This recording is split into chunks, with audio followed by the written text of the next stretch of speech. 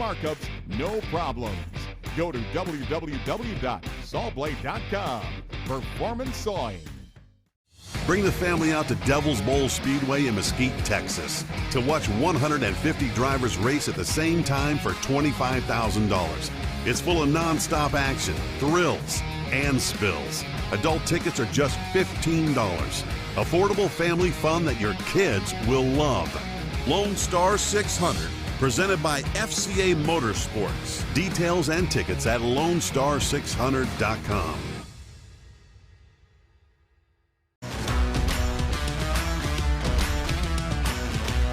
Hi, welcome to Day Motorsports. How can I help you?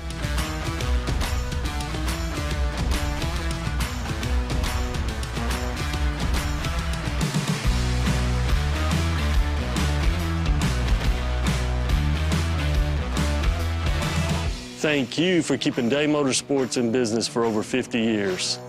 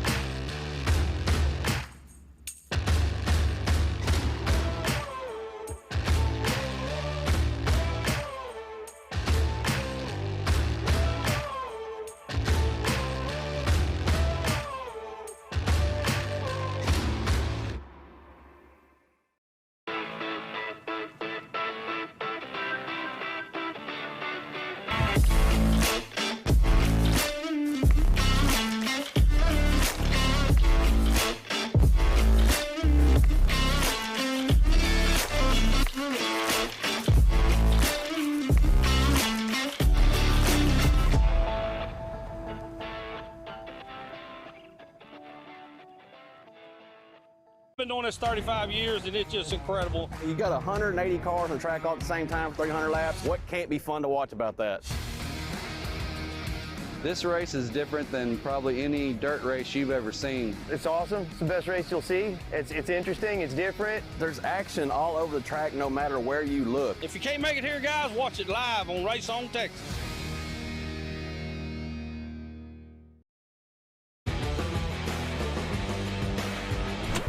All right, factory stock drivers, we heard you. You're worried about racing your car for 300 laps.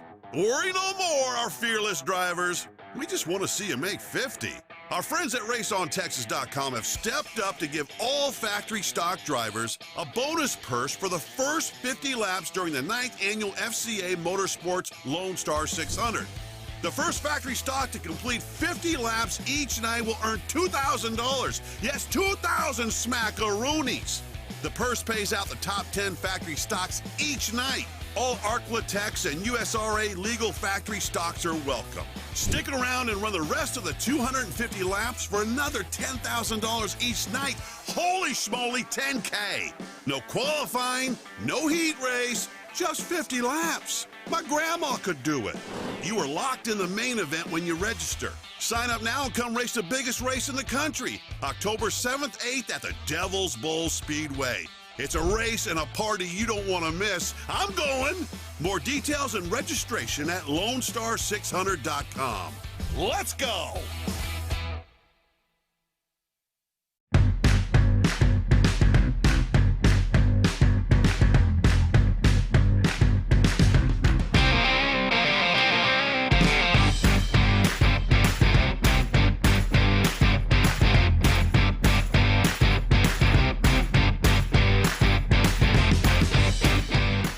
No middleman, no markups, no problems.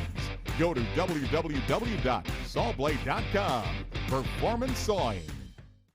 Bring the family out to Devil's Bowl Speedway in Mesquite, Texas to watch 150 drivers race at the same time for $25,000. It's full of non-stop action, thrills, and spills. Adult tickets are just $15. Affordable family fun that your kids will love. Lone Star 600, presented by FCA Motorsports. Details and tickets at LoneStar600.com.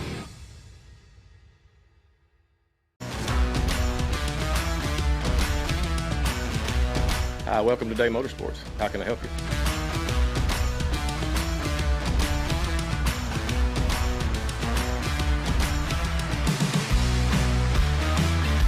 Been doing this 35 years, and it's just incredible. You got 180 cars on the track all at the same time for 300 laps. What can't be fun to watch about that? This race is different than probably any dirt race you've ever seen. It's awesome. It's the best race you'll see. It's interesting. It's different. There's action all over the track no matter where you look. If you can't make it here, guys, watch it live on Race On Texas.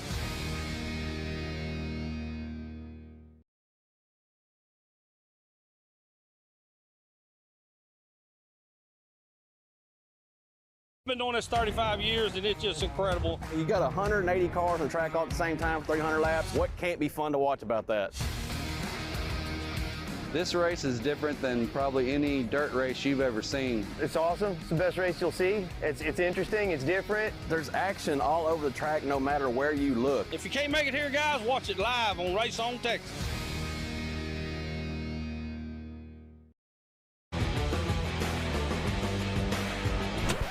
All right, factory stock drivers, we heard you. You're worried about racing your car for 300 laps.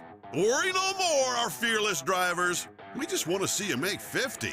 Our friends at RaceOnTexas.com have stepped up to give all factory stock drivers a bonus purse for the first 50 laps during the 9th annual FCA Motorsports Lone Star 600.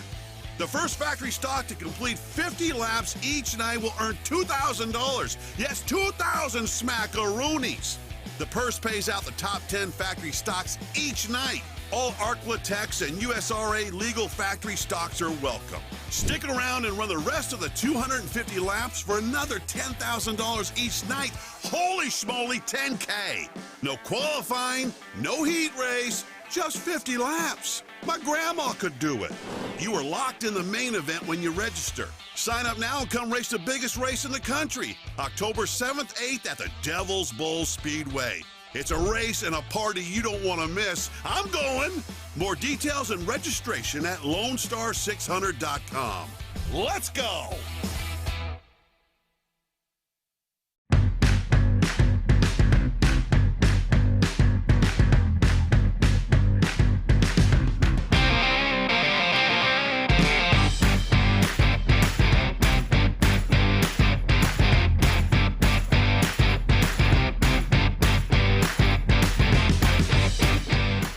No middleman, no markups, no problems. Go to www.sawblade.com. Performance Sawing. Bring the family out to Devil's Bowl Speedway in Mesquite, Texas to watch 150 drivers race at the same time for $25,000. It's full of non-stop action, thrills, and spills. Adult tickets are just $15. Affordable family fun that your kids will love. Lone Star 600, presented by FCA Motorsports. Details and tickets at LoneStar600.com.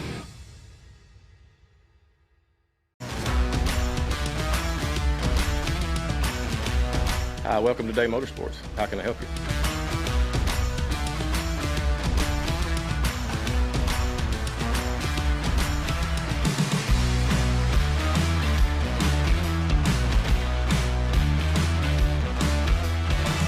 Thank you for keeping Day Motorsports in business for over 50 years.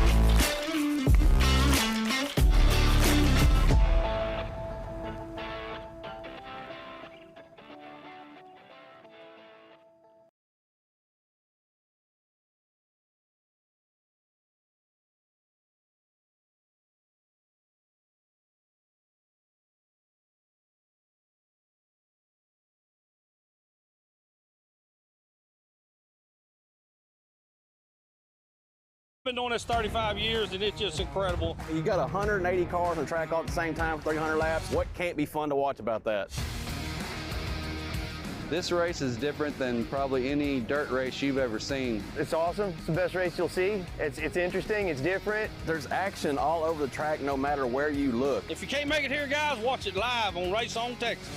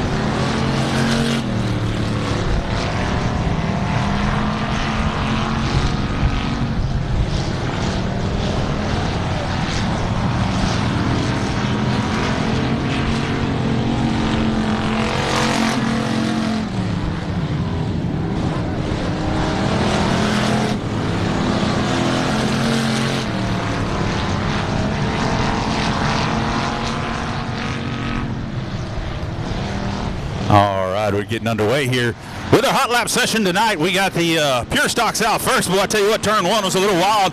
You got Jerry Walters, Stephen Whitaker the third there in the 88. Jamie Deere, last week's winner in the 15D. Parker Titzman in the 56.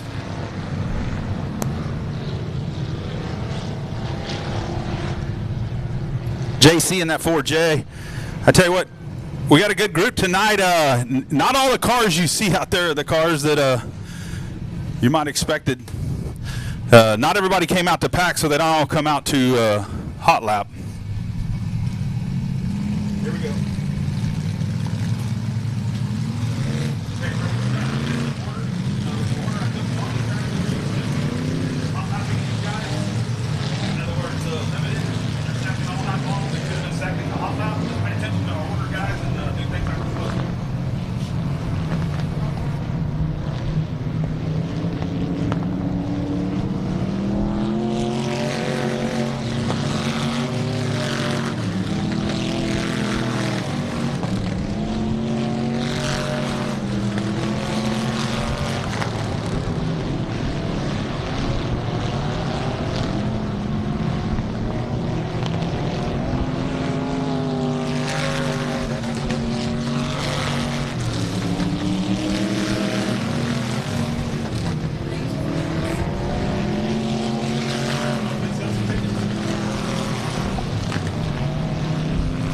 There's E-Mods out right now, folks. E-Mods on the track.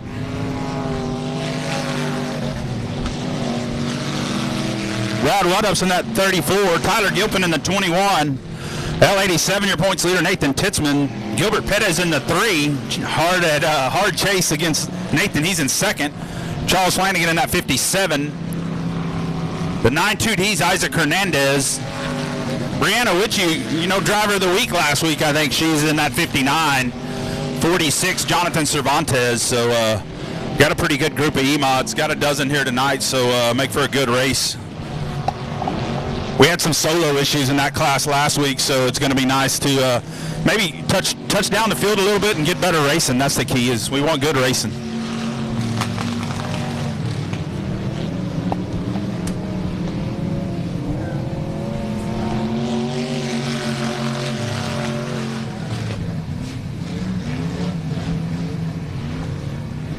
Limited mods rolling out next. The 91 of Jared Maupin.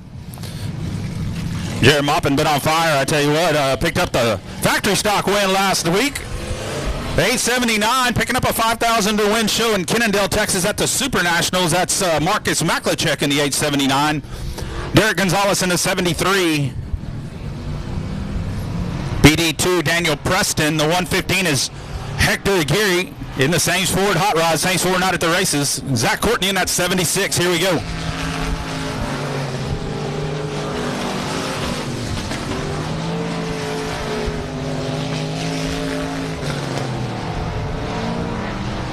Track was pretty greasy getting down into Wanya, as you saw earlier, as they got down in there and everybody spun out. Looks like it's coming along real nice. So going to be a good track tonight. I tell you what, hopefully we'll get some 2-3 wide racing here tonight. So.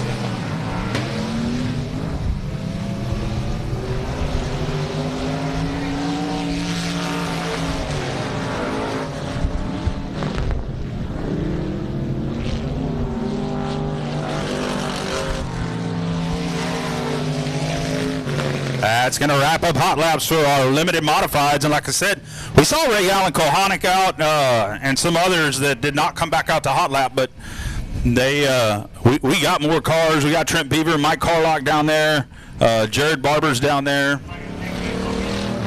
Of course, Gilbert Perez who's battling Marcus Maklicek for a championship. Both the Rye brothers are down there, so there's a lot more. Ziggy Reeser, a lot more cars than that in the pits right now for our limited modified class.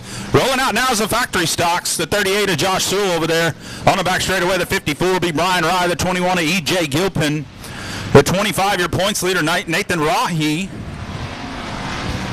The 115 is Chuck Perry, who's chasing Rahi right now for a championship. The 29, Jose Lopez Jr. coming out of 4 right there down in front of the grandstands. The 7, Jesse Sandoval. The 19B. 19B is going to be Jared Barber tonight, running a factory. The 133, Megan Dotson. Dennis Folkert's in the 139. I think that's a 129, excuse me, but he's moved up from the pure stocks, wants to run with the big boys a little bit here. So we'll see how Folkerts can do in that hot rod tonight.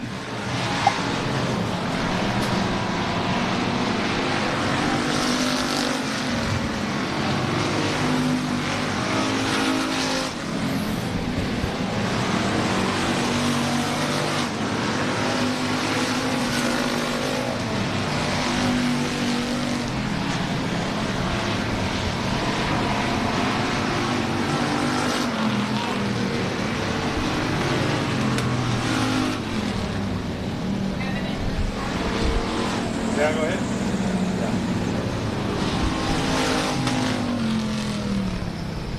Brendan Skinner will be watching 1 and 2. That's going to be in turn 4 tonight. Branson? I don't know. He's just all over. Who knows what that kid. All right, that's going to wrap up our hot lap session. So we got a few minutes here before we kick this thing off. We got about 16 minutes, so we're a touch early. And we don't want to kick off till right at 7 o'clock tonight to give everybody a chance, fan-wise, to make their way down Old Brownsville after the bad wreck up at the corner. Everybody's having to find their way here. So hopefully everybody knows to use West Point tonight. It's a pretty bad situation up there at the corner, but we're glad all of y'all that have did make it without any issues. We're looking forward to a fun night. Hopefully you can get down there and listen to some Riptide and enjoy yourself one of them $1 Dos Equis. We'll be opening ceremonies in about 15 minutes. 15 minutes to opening ceremonies. Great chance to use the facilities, get you something to drink, something hot to eat, homemade French fries, walking tacos, killer. Cook the taco meat myself, folks. So we've been working at it. Tell y'all what, there is a neat thing we do here. You can log on to the Facebook site and you can order your food online. It's through the Square app. This isn't some kind of redneck hillbilly situation where like we get all your credit card information or something, folks. Don't be afraid to use it. You can plug your information in there, hit the button, go in, order whatever you want, how you want it. You can have it your way, man. It's better than Burger King. And then we'll let you know, hey, your order's ready. Go down there and get it. So I just see where somebody had an order just a few minutes ago. $18 worth of good eating is what I see. If it gave me a name, I'd tell you when it was ready, but it just tells me one of your wonderful customers has purchased an item down in the concession. And guess what? They're not going to stand in a line to get their food. They're just going to walk up to the window that says online orders and pick it up. Pretty simple, pretty clean, guys. So don't hesitate to use everything at your disposal here to make your life easier and not miss any racing tonight. You can watch it on your phone on Race on Texas while you sit here if you want to. Just go to raceontexas.com. They have a live streaming of all our events here at the Race Ranch. So look them up. If you ain't already a subscriber, subscribe. Say you're a Race Ranch fan, and that's your home track, and it works pretty good for us and them. The track gets supported by that money, so we appreciate you. So take a brief pause here. Sames Ford, night at the races. Thank y'all for coming out. Like I said, we're down to 14 minutes till start time here, so give us just a little bit.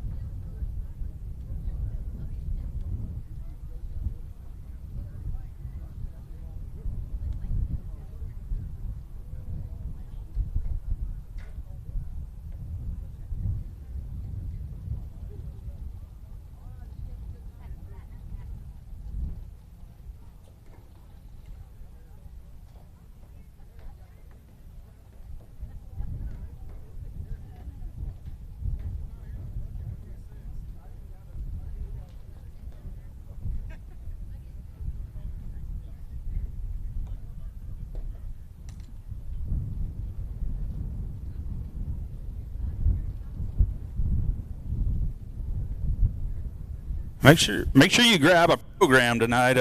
Some good information, racing in there, and all the shows how to order the food. It's a good.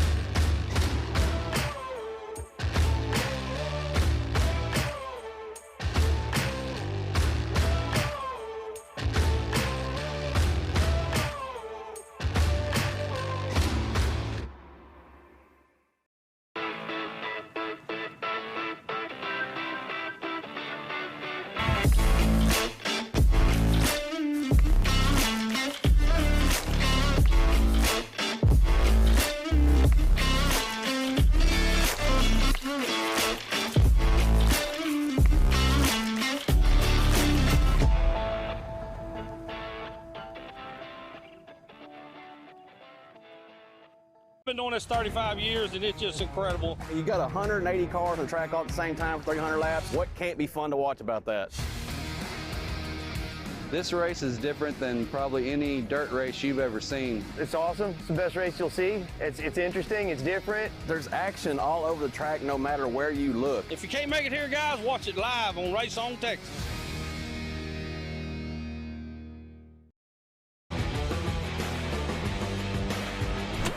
All right, factory stock drivers, we heard you. You're worried about racing your car for 300 laps. Worry no more, our fearless drivers. We just want to see you make 50. Our friends at RaceOnTexas.com have stepped up to give all factory stock drivers a bonus purse for the first 50 laps during the 9th annual FCA Motorsports Lone Star 600. The first factory stock to complete 50 laps each night will earn $2,000. Yes, 2,000 smackaroonies.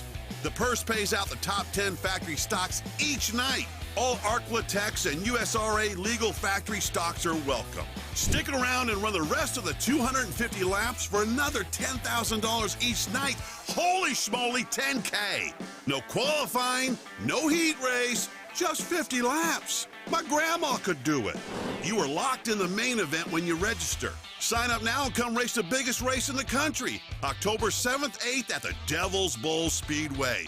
It's a race and a party you don't want to miss. I'm going. More details and registration at LoneStar600.com. Let's go.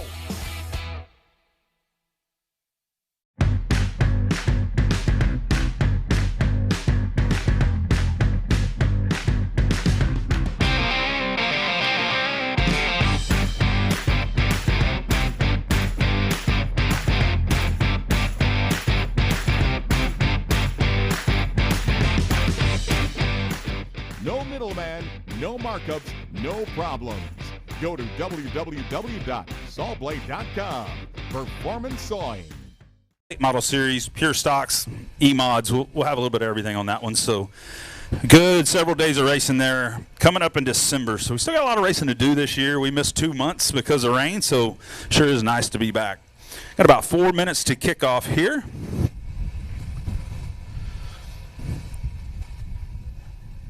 So like I said, hopefully you picked up a program, you turned it over on the back, got a spot there to go get some autographs, races. We do our best to try to get you folks out of here by 10 o'clock at night or a little before. Last race was 9:48. We'll see what we can do this week and get you down in the pits, get some autographs from some of them great drivers. Some of them youngsters, you know, Parker Titzman, Nathan Titzman, Stephen Whitaker III, a bunch of these guys, these young drivers, they're not even old enough to drive on the highway yet, guys. So playing Little League ball and driving full-size race cars, it's pretty incredible. So get down there, get you an autograph from someone that, who knows, might be in NASCAR someday. You never know. So good opportunity to pick up some autographs at the end of the night.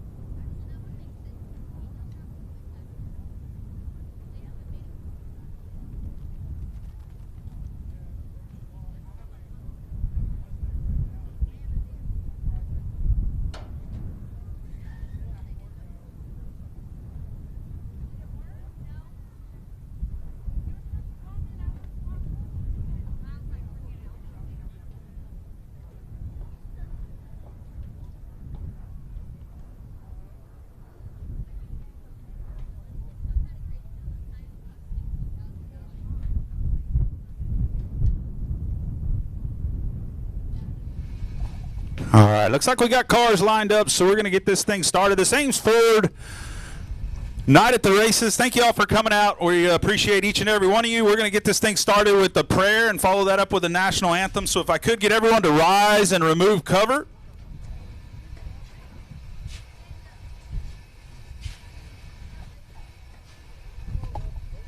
Bow your heads and pray with me. Heavenly Father, thank you for blessing us with such a wonderful day to come out and enjoy the sport we love so much.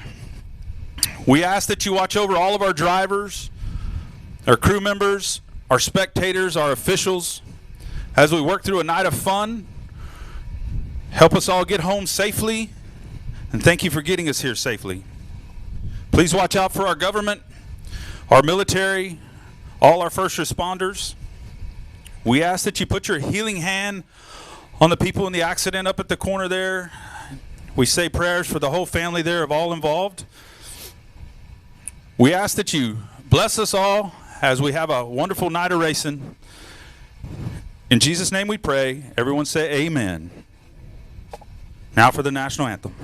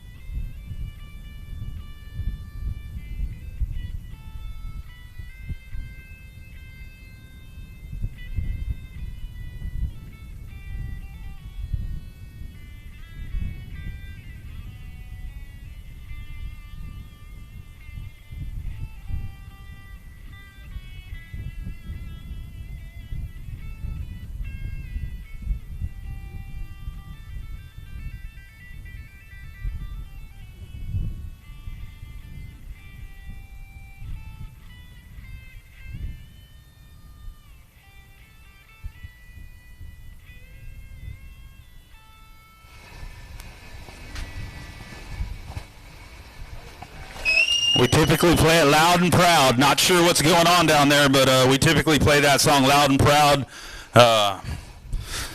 We'll work on that. We apologize, folks. All right, heat number 1 rolling out.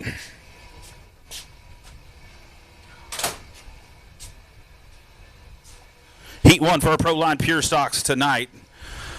On the pole, third place in points currently in the 127. It's going to be Jerry Walters out of Corpus Christi. Outside the front row, your second place in points in the 88, Stephen Whitaker the third. Inside row number 2, the 4J is J.C. Paul Jr. out of Corpus Christi. Outside him, your points leader, the 15D of Jamie Deere. Row 3, the 56, Parker Titzman. And outside him in the 9 is going to be Alexis Powell. Bringing up the rear in the 42 is going to be Curtis King. This your one and only Pure Stock Heat Race. Here we roll.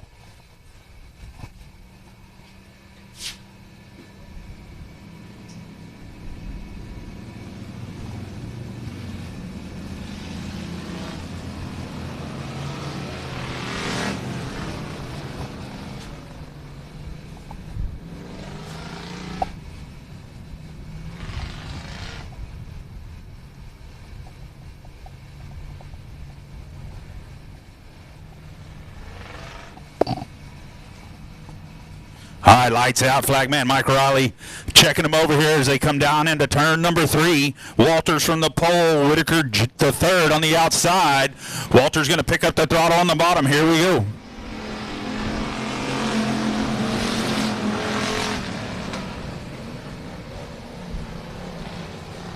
Walters quickly out front. Whitaker in that 88 right there behind him. Jamie Deere digging there in third. Here comes, problems for Parker Titzman in the 56. Going to pull it to the pits. Not sure what happened there with Parker.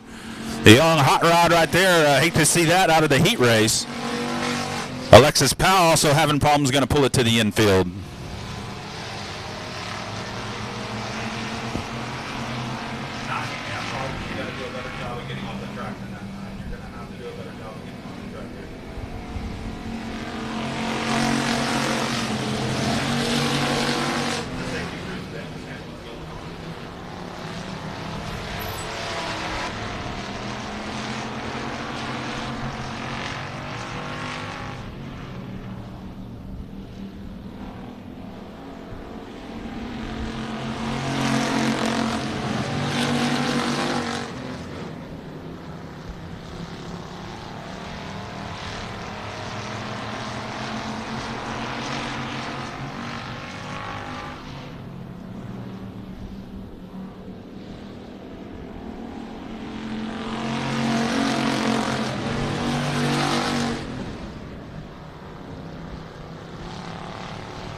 All right, Walters in the 127 hanging on. Here comes Whitaker to the inside in that 88. Keep an eye on that 88. Going to go in there and give him a little hello, I'm right here. You need to go, Jack. Then the 15T going to give it back to the 88 as well. So we got a little bumper cars with our top 3. 88 going to open the door.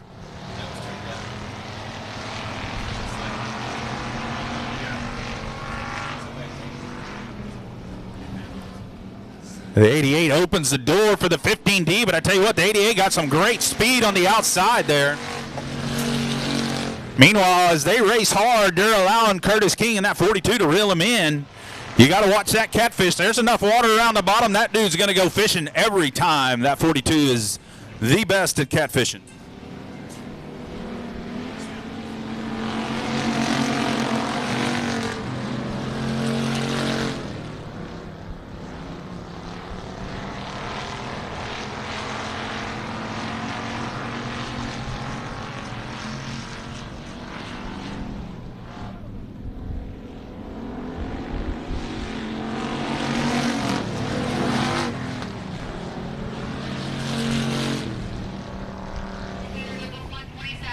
All right, your winner going to be Jerry Walters in the 127. The 88 is Stephen Whitaker Jr., or the third. I screw that up all the time. You know, I announced for years here, and I've always called out Stephen Whitaker Jr. because he always raced, and now his son races. So I messed that up, and I apologize to them for that. But Stephen Whitaker the third, good job there in second. Third went to Jamie Deere.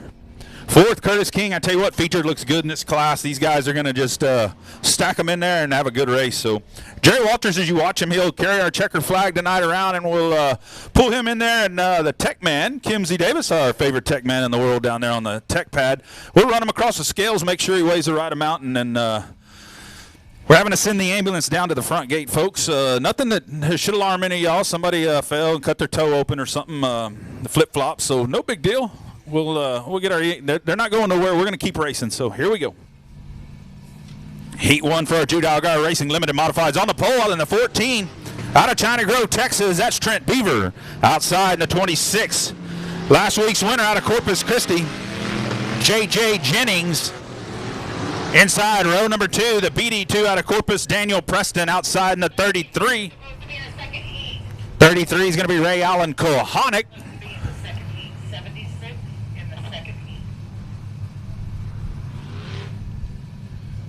Okay, a little mix-up there. Michael Carlock came out in the first, supposed to come out in the second.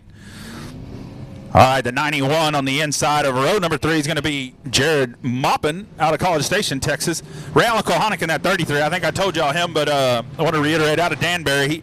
He had a good run last week. Looked like he had the car to beat in the Oil League, forced him to retire early. The Z76 out of Corpus, Zach Courtney. The 184 is Brian Rye and his brother. Man, the Rye brothers got another bad draw there. The $4 Chris Rye. So the Rye brothers on the back row of a tough, tough heat. I tell you what, this is a tough heat. A lot of good cars from front to back. Here we go.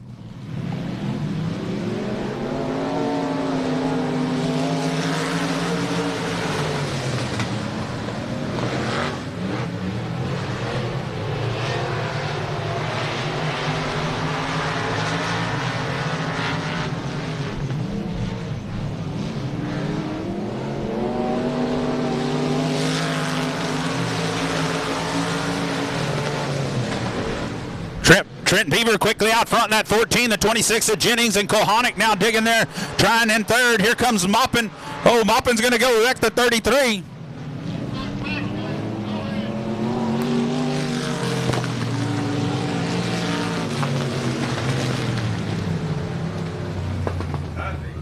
Hey, we're red now. Please stop where you're at.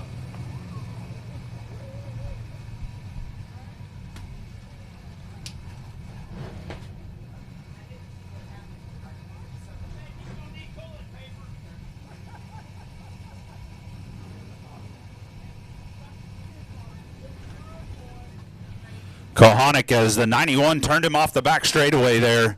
Kohanic, scary there. That thing goes off into a big ditch back there, so hopefully the car did not wind up in that ditch.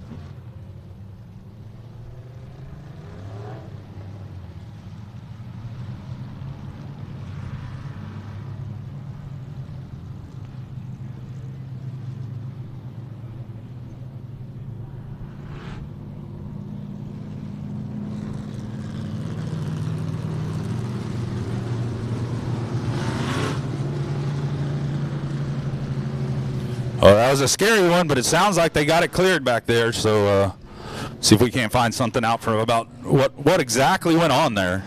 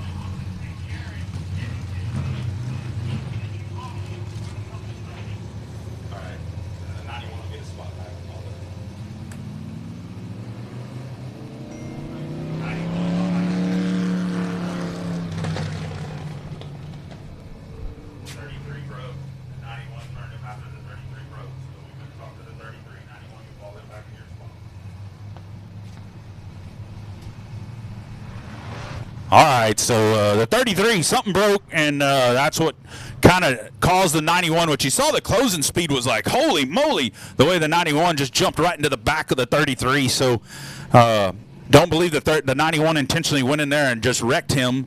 That was a situation where the 33 broke, the 91 was there, and bad situation. Thus, the 91 gets his spot back. We're showing him one. We'll go right back to racing after that one. We don't want to see any of those kind of accidents here, so that one was a little wild. I'm sure Ray was worried about his motor. I don't know what went wrong. We'll try to find out what happened with the Ray Allen Kohana car and see if he'll be able to make it back out for the feature. He's a fun one to watch, folks. So here we go. I ain't got no cone out there yet, but they still got to follow the cone. You're not past it, past the cone. You're not past it, past the cone.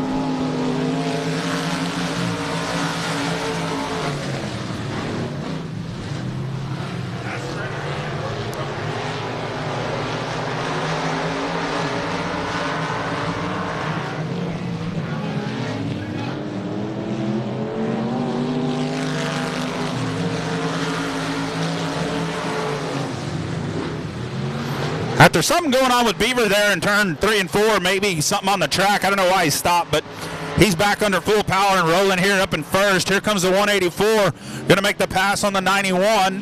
Going to move into third place there, Brian Rye.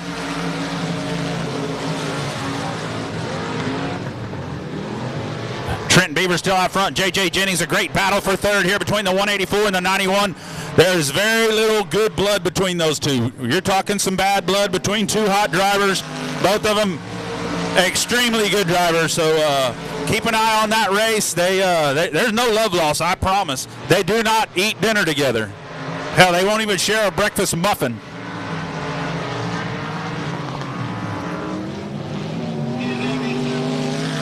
Maupin not giving an inch to 184, getting the better of him there out of 4.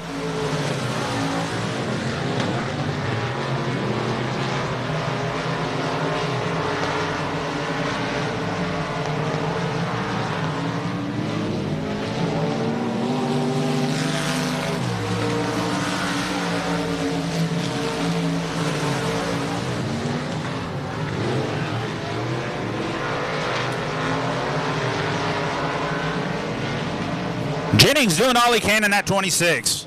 White flag though, Trent Beaver holding him off. Trent Beaver really easy driving that car. He's off the throttle way before the turn, and you can see Jennings has closed a little bit, but man, he gets a huge run on exit. Here comes Jennings diving it down in here. See if he's got anything off of the turn 4. Here we go, gonna be a race to the line. Here comes Jennings.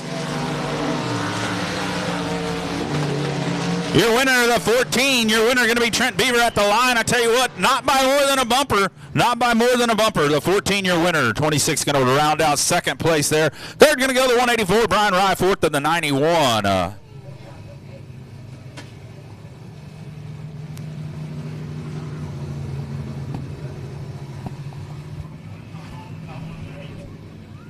I do. I can go the top one on this one when I go down around the top on this next one.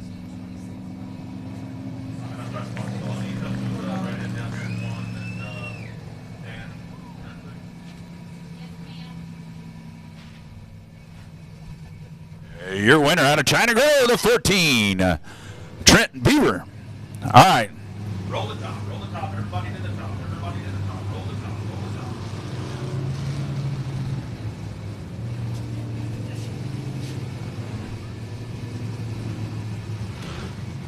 Man, that was a good race right there at the line.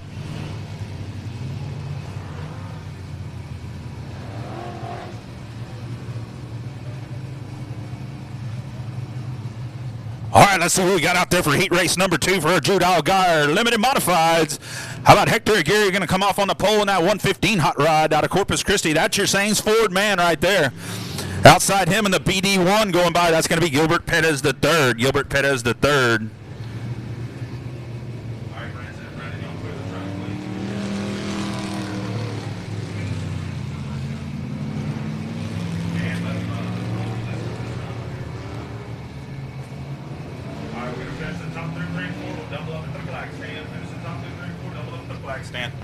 All right, the 5K, Ziggy Reeser, longtime racer out of Orange Grove, Texas, in the 5K, Ziggy Reeser. Outside him in the 879, chasing the guy right in front of him. Outside is 1-2 in points. The 879 out of Corpus Christi is going to be Marcus Maklachek. Inside, row number 3, the 19 out of Robstown, that's Jared Barber. And outside him in the 73 is going to be Derek Gonzalez out of Corpus Christi. Bringing up the rear here, the 00K, Oliver Billingsley out of Manchaca, Texas. He traveled a ways to be here, folks. And the 76 out of Aransas Pass, Michael Carlock. Here we go.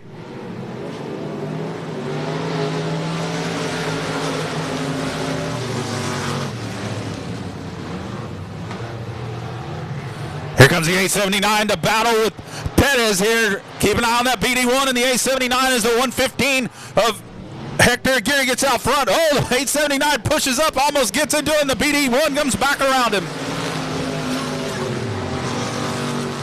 Aguirre still out front. This is the most laps he's led in a couple years. Hector Aguirre out front, going for a heat race win. But he's got some hot shoes right behind him. Here comes Perez on the outside. Going to take over the lead. Heck yeah, our Saints Ford hot rod got him 1 lap lead. That's how it all starts. You got to lead a lap before you can win a race. But here comes Gilbert Perez in the BD1. Here comes Marcus Maklachek, who's now moved up, but as he's moved up to try to get around Aguirre moved up, so got his work cut out for him here.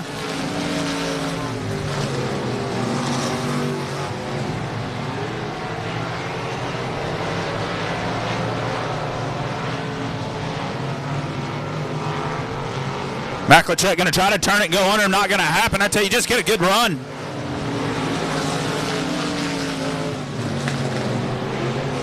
These guys get a real good run out of 4 on the top side, so it's really hard to try to do what Maklachek trying to do on the bottom there. This time he's going to run it in there, maybe let him know, make him change his line a little bit. He's going to come across the nose. Aguirre says, no, sir, not this time, baby. You may have won the Super Nationals, but you ain't beaten me until now. Oh, Reeser with the problem down there out of 4. He's still rolling in that 5K. Man, he's had that car working lately, so I hate to see it. Something's up. Maklachek in second now.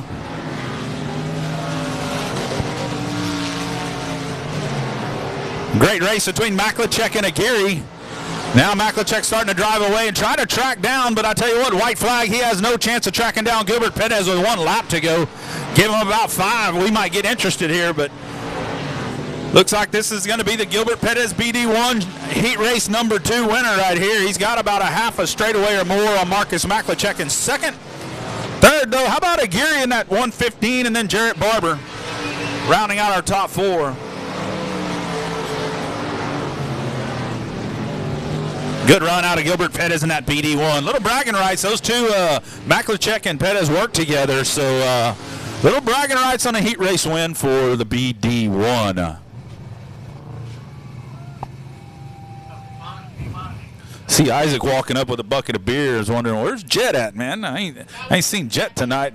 He's supposed to be out there hot rodding this thing, so I don't understand. It's all right.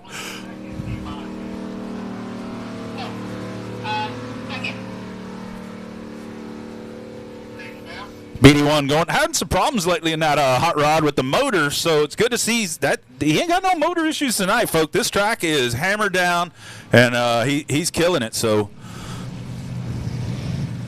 looks like we're going to maybe roll it in one more time. To the top.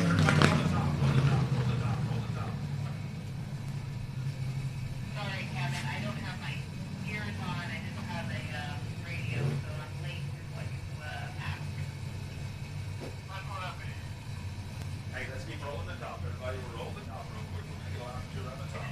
All right, AOC Auto Parts E-Mods on the pole in the L87. That's your points leader right there. Nathan Titzman out of Corpus, driving the L87 hot rod. I tell you what, he has been on point all season, as good as they get in the E-Mod division. Outside, the man with the worst luck. If he had any luck, it's definitely going to be bad luck, and I hate it for him. Bradley Woodup's, he will win the award at the end of the year for the worst luck of the year. That 34W, he's been in more wrecks, unintentionally, not his fault, just gets caught up. So Bradley Woodup's in that outside the front row. Tyler Gilpin making his first appearance without a roof and a big old spoiler. So we're going to see how that car works without a roof and a big old spoiler on it. Tyler Gilpin in the 21T. Outside him, Jonathan Cervantes in the 46. Inside, row number 3, Laura Coulter out of Alice, Texas in the 27 and the 92D. Bringing up the rear is going to be Isaac Hernandez in the 92D. So you notice everybody, hey, check it out. I'm excited. Every car out there does not have a roof and has a spoiler. That's what I want to see in the whole class. That's where we're headed with this thing. And I tell you what, last week, top 4, all were roofless, topless. We call them topless, not roofless, but they actually have a driving suit on. So they're not totally topless. That's us up here in the press box. Don't worry about it. It's all good. Here we go. Lights going out.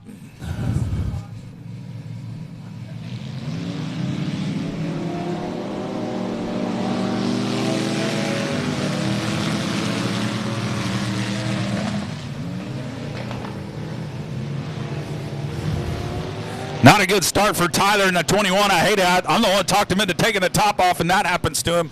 He's going to be mad at me. Nathan Titzman out front. Bradley Woodup's, I tell you what, in second. Like I said, he's been strong. Cervantes in the 46. Watch out for Coulter down there, and Tyler Gilpin says, hey, watch it, man. Get out the way. I got to go. 21 going to make his way forward here. Keep an eye on that 21 now up into 4th after having problems on the start.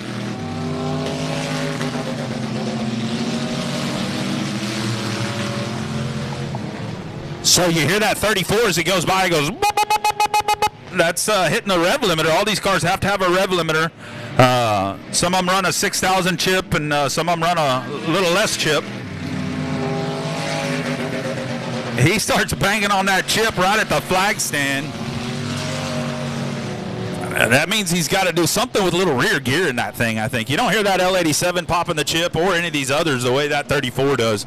He got a lot of gear in that hot rod.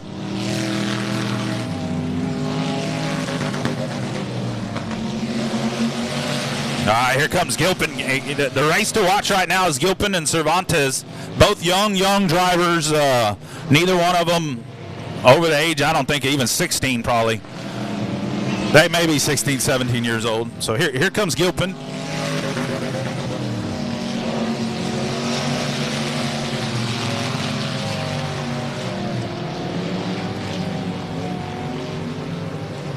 I tell you, that 46 of Cervantes has been getting better and better. 2 to go for Nathan Titzman. 2 to go.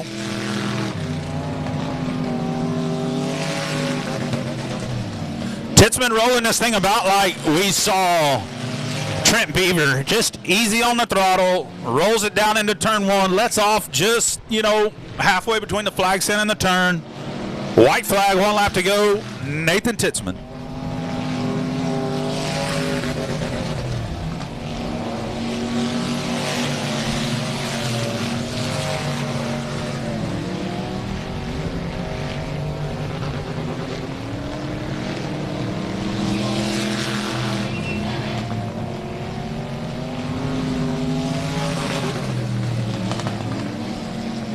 Your winner, out of Corpus Christi in the L87, that's Nathan Titzman. Titzman in the winner. I don't know how these two did it, but on the pole, and this one was Titzman here, and on the pole, the next one's Gilbert Perez. 1 and 2 in points, both of them picking up pole position for their heat race.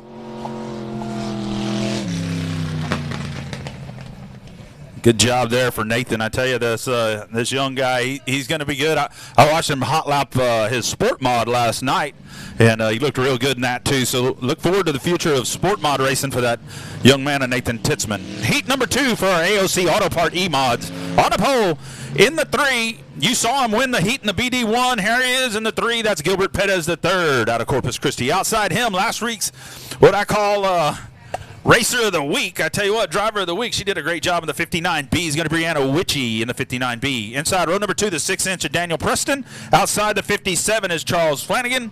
The 4K is David Sheffield. And the 76 is James Cartwright. Here we go.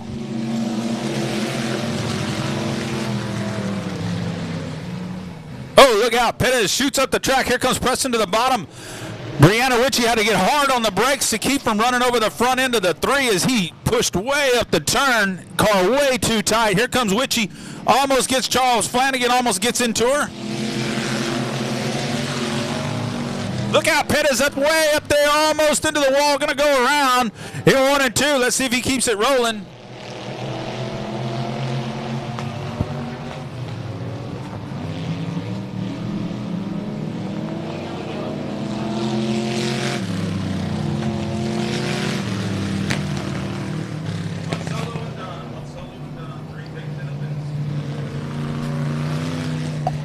Tough break for your second and points. Goes around, picks up the solo, going to catch a black flag and headed to the pits. One solo in a heat race and you go to the pits, you're done. So one solo in a heat race and you go to the pits. Tough break for the 3. I'm sure he was trying. I'm assuming he was trying to get it together. Or when he finally took off was right before the yellow flag. It was like, man, he needs to go. Didn't want to put him in danger though and have a bunch of cars run into him over there. So. How about Daniel Preston, man? He put in a ton of work getting this car together and getting ready to go. It looks good. Big change in that car over the last week. So Daniel Preston in the 6-inch. Got the cone out, folks. Single file at the cone. Daniel Preston, the 6-inch leader. Brianna Witchey, second in that 59. Charles Flanagan, Sheffield, and Cartwright. So the cone, if you're wondering, you can't pass till you pass the cone. You can't even put a bumper on them. So you hit the cone, you go to the rear. You go inside the cone, you go to the rear.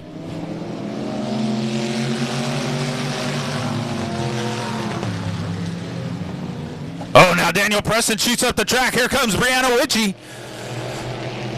It's like, who can make the car turn? That's the question right now. The cars are just tight.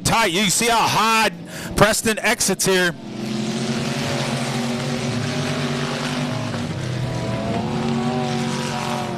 In a sport mod, you got enough motor and power to turn the car with your foot. In these cars, when they're tight, you ain't got that much power, so they just don't turn as well. Preston just way tight.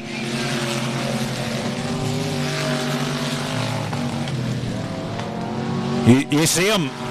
You see both of them adjust their line down into turn 1. They get in way high, way hot, and make them cars turn.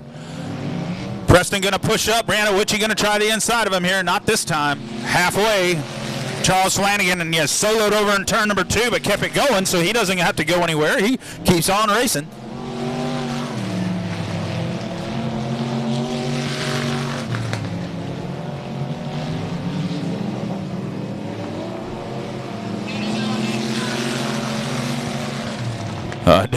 Daniel Preston with 2 to go. I tell you what.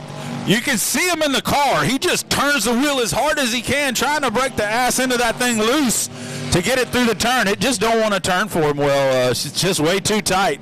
But he's holding on to it with 2 to go. 2 to go.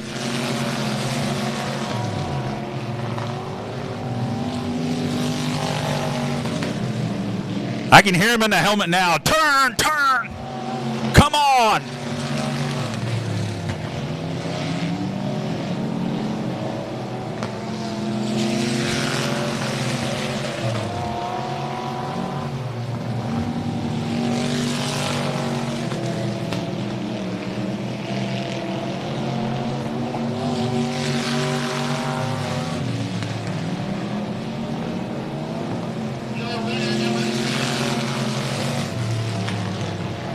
All right, your winner of the 6-inch, Daniel Preston. Second going to go to Brianna Witchey. Third going to go to David Sheffield in the 4.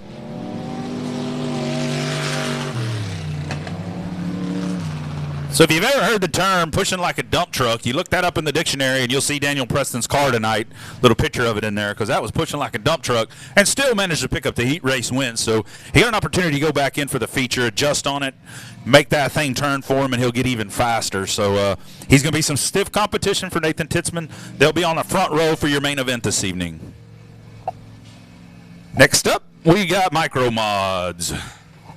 Good old micros. We went from those loud, big cars to these small, fast cars. On the pole in the 59 is going to be Corey Harding out of Corpus Christi. Outside in the 112 out of Palestine, Texas, that's going to be Chris Dudley. Inside row number 2, the 72, that's TJ Boyd out of Corpus. And outside in the 33 is going to be James Parks III, making his debut in the 33. James Parks III. Inside row number 3, the 21 is Bill Dunker. And the 16 is going to be Sharon Harding. Sharon Harding in that 16. She might not catch up with them guys.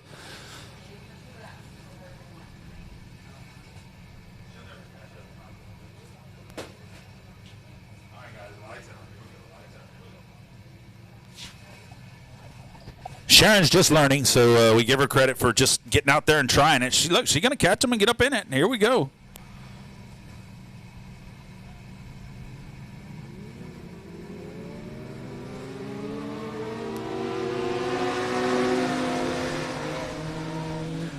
So the 33, James Parks, if y'all know him, he's not a little man. And I'm not calling him fat. He's like me, we're some hosses, big old boys, right? And man, they got him an extra wide chassis in this thing. Big old motor.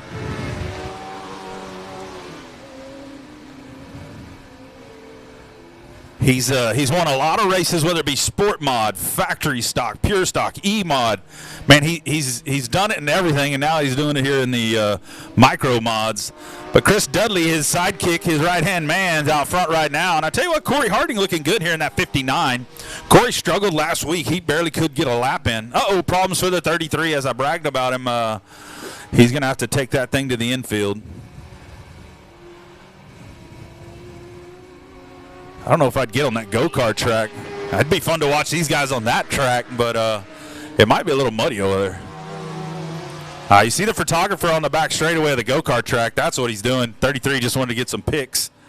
Let me go get my picture taken a little bit here, man. I look good in this brand new car. Look, he stops right at the photographer. It couldn't be more obvious his plan there. Halfway, Chris Dudley, halfway. Corey Harding, I noticed he has an OU sticker on the side of that. I'm sorry, Corey, but TCU put a whooping on them boys like you wouldn't believe today. It was ugly.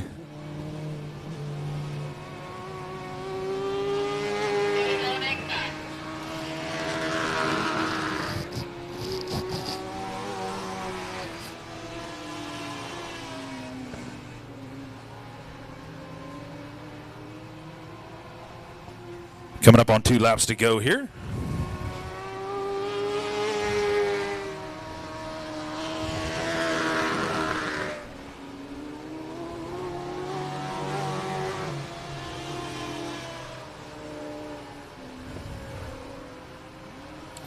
I really can't say too much about OU getting a whooping my Aggies. They took a pretty bad beating them themselves today out of Mississippi State, so hate that.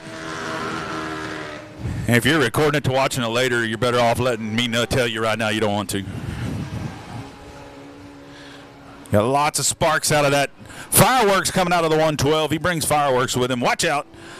Your winner's going to be the 112, Chris Dudley. Chris Dudley, your winner.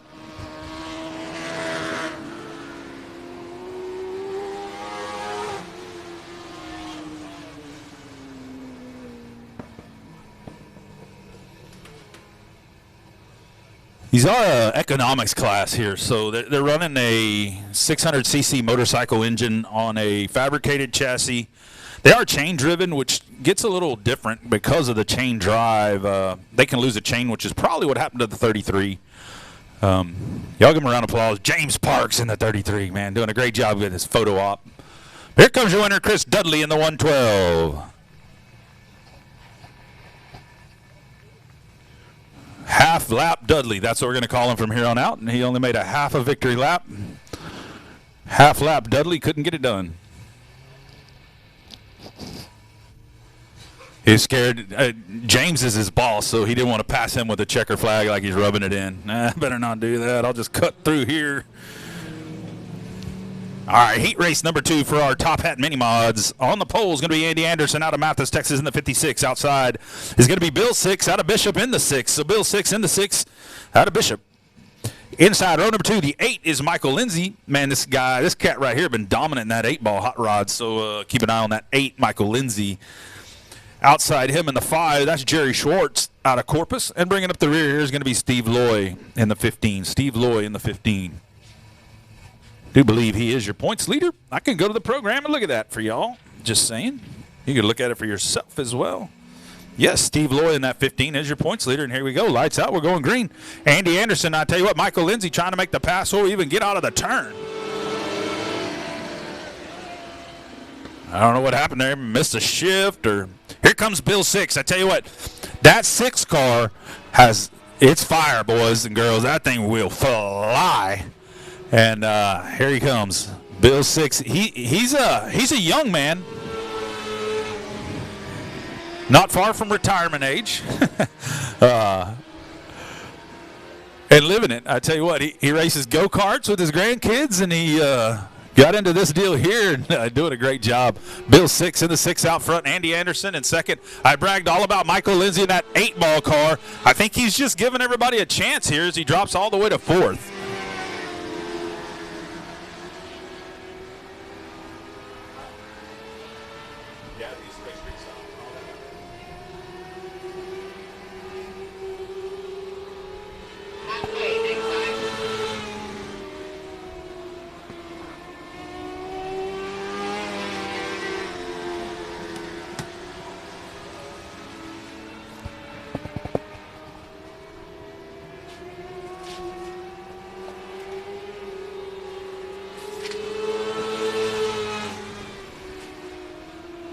Halfway right there. Bill 6 in the 6.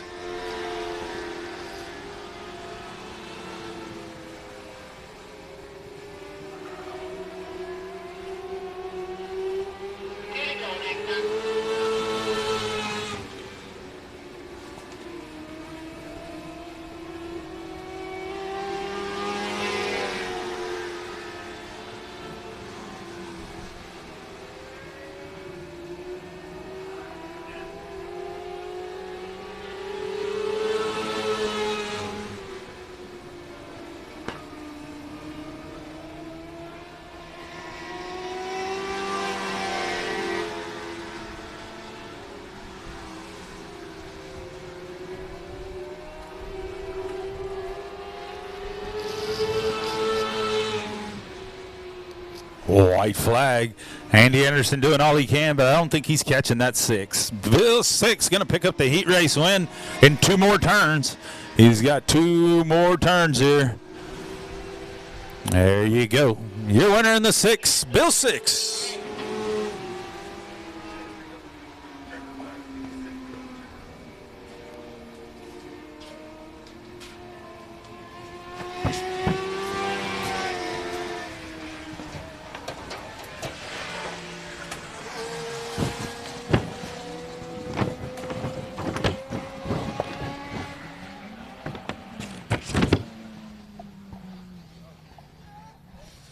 Nice night to be at the races.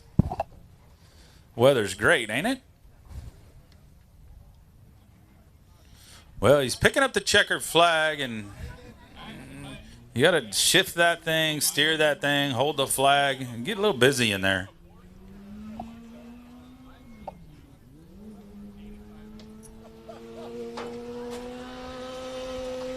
Give him a round of applause, Bill 6 in the 6.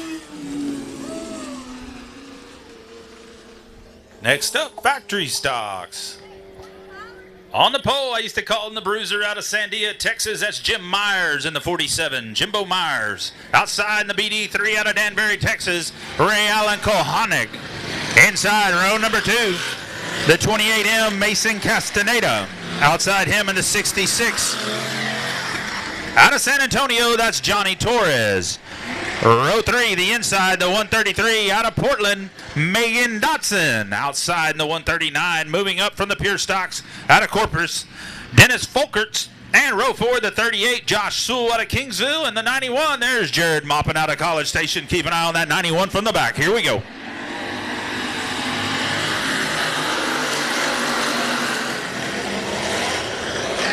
Oh, the outside ran it down in there hard. Jimbo Myers in that 47 said, hey, what in the world just happened here? Here comes Jimbo's stepson, Mason, on his outside in that 28, going to make the pass.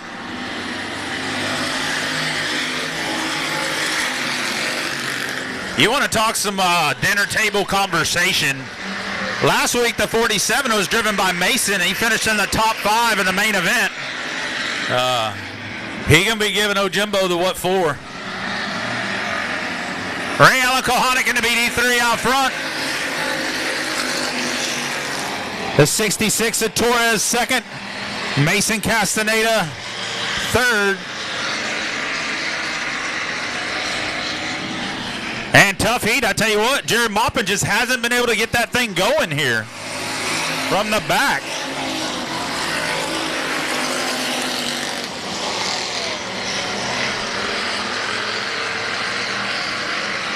That 91, he won last race, so keep that in mind. He won the last race out, so obviously no slouch in front of him as he's struggling a little bit here.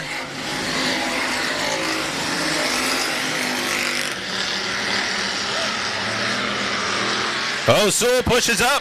Look out, he's going to split him. Here comes the 91 up to the top 5. Up to 5th down the back straightaway. Watch out for the bruiser. Said, man, I'm going to give him a little shot, but he misses him.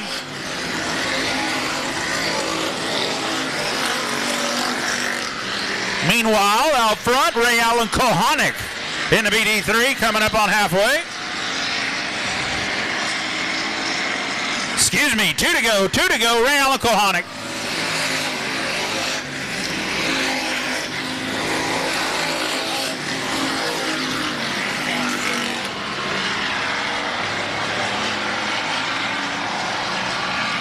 Here comes Jared Maupin trying to get to 4th here in that 91. White flag, 1 lap left.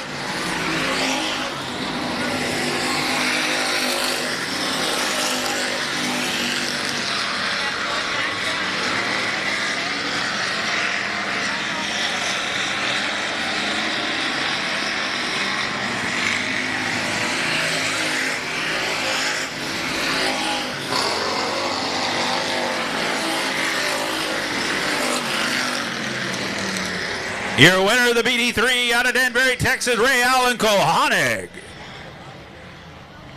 He had that hot rod dialed in. I tell you, the outside row went there big time.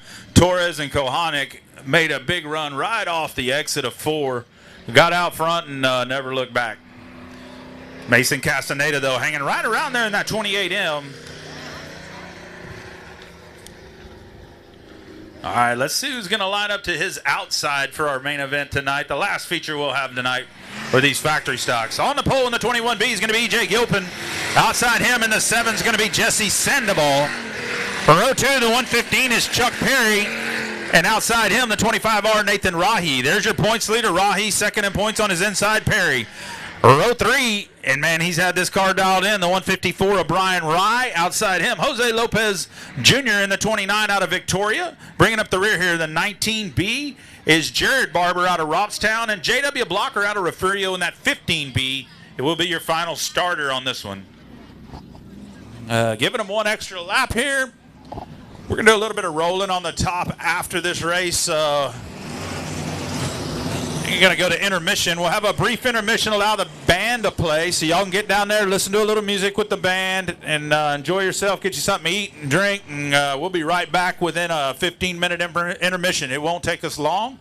We got to give the drivers a little time to prepare their stuff for their main event. So we'll take a brief intermission, and we'll be back to racing. So after this one, this is the last heat race of the night. Gilpin's been fast. Sandoval's been trying to figure it out. Here we go. You had to know the inside line was going to go. Keep an eye on the 54, the 5-4, folks. He gets big dig off. Rolls the bottom. Here he comes, the 5-4, Brian Rye.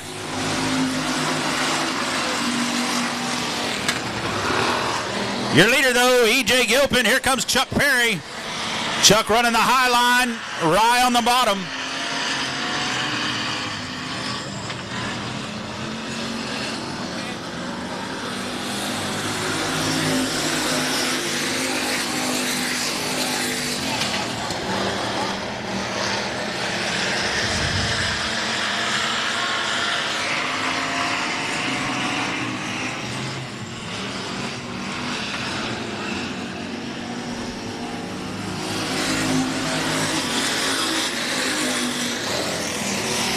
Tell you what, this early in the night, the high line is rolling. Watch Perry in the 115. Oh, he had to get on the brakes or he get in the wall. Look out. Down the backstretch. He climbed the backstretch wall. Going to lose the position to Rye. Here comes Rahi. His points battle is right there. Perry in the 115 just got a little too close to that wall. It'll suck you in and eat you up. Allow Rye to get by him. Drop him back to third. E.J. Gilpin, though, in the 21, still leading the race.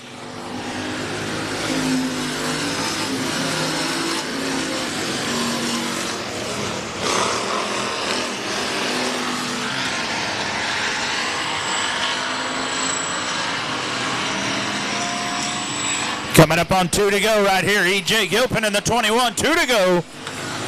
Oh, look out. Perry has a problem. Almost stops. Getting into the wall. May have broke something on the 115. Now he's 2 spots behind the points leader. Rye starting to catch up to the 21 here. White flag. I don't know if he's got time to catch him and pass him.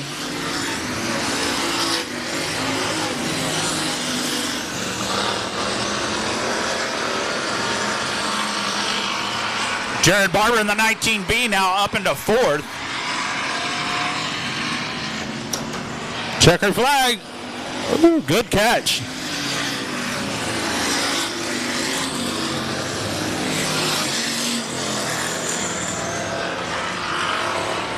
Your winner, how about E.J. Gilpin?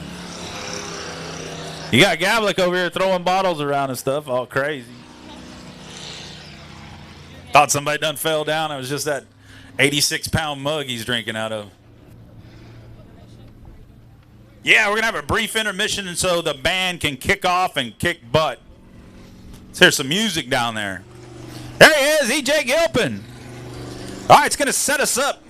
Gilpin on the outside. We already seen the outside be very dominant line, so sometimes it isn't best to be on the pole, folks. The outside works better. So you'll see Gilpin on the outside of Kohanic for our main event. That's going to be a good race right there. Right behind Kohanic, you're going to find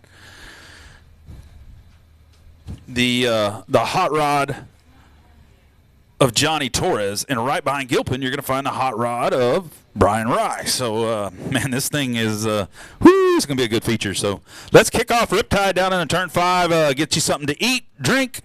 We'll do a little bit of track maintenance. I'm going to take a break from the mic to go look at turns 3 and 4 on the bottom, see if I want to move them tires around any, and I'll be right back with y'all. So thank you for coming out tonight to the Sames Ford Night at the Races here at the Race Ranch. Been doing this 35 years and it's just incredible. You got 180 cars on track all at the same time for 300 laps. What can't be fun to watch about that? This race is different than probably any dirt race you've ever seen. It's awesome. It's the best race you'll see. It's interesting. It's different. There's action all over the track no matter where you look. If you can't make it here, guys, watch it live on Race On Texas.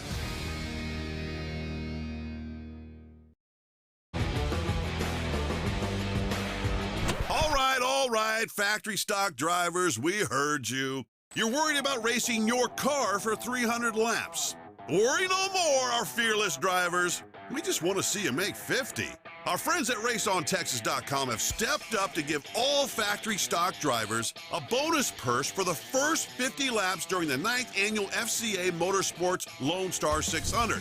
The first factory stock to complete 50 laps each night will earn $2,000. Yes, 2,000 smackaroonies. The purse pays out the top 10 factory stocks each night. All Arklatex and USRA legal factory stocks are welcome. Stick around and run the rest of the 250 laps for another $10,000 each night. Holy schmoly, 10K. No qualifying, no heat race, just 50 laps. My grandma could do it. You are locked in the main event when you register. Sign up now and come race the biggest race in the country, October 7th, 8th at the Devil's Bowl Speedway. It's a race and a party you don't want to miss. I'm going.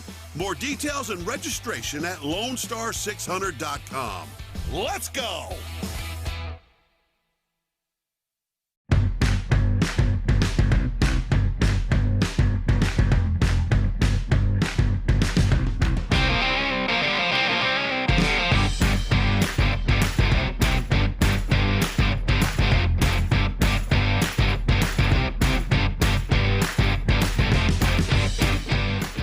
no middleman, no markups, no problems. Go to www.sawblade.com. Performance Sawing. Bring the family out to Devil's Bowl Speedway in Mesquite, Texas to watch 150 drivers race at the same time for $25,000. It's full of non-stop action, thrills, and spills. Adult tickets are just $15. Affordable family fun that your kids will love. Lone Star 600, presented by FCA Motorsports. Details and tickets at LoneStar600.com.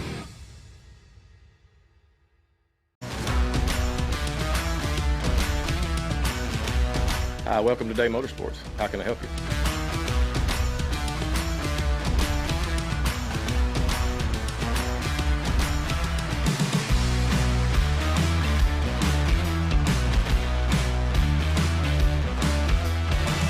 Thank you for keeping Day Motorsports in business for over 50 years.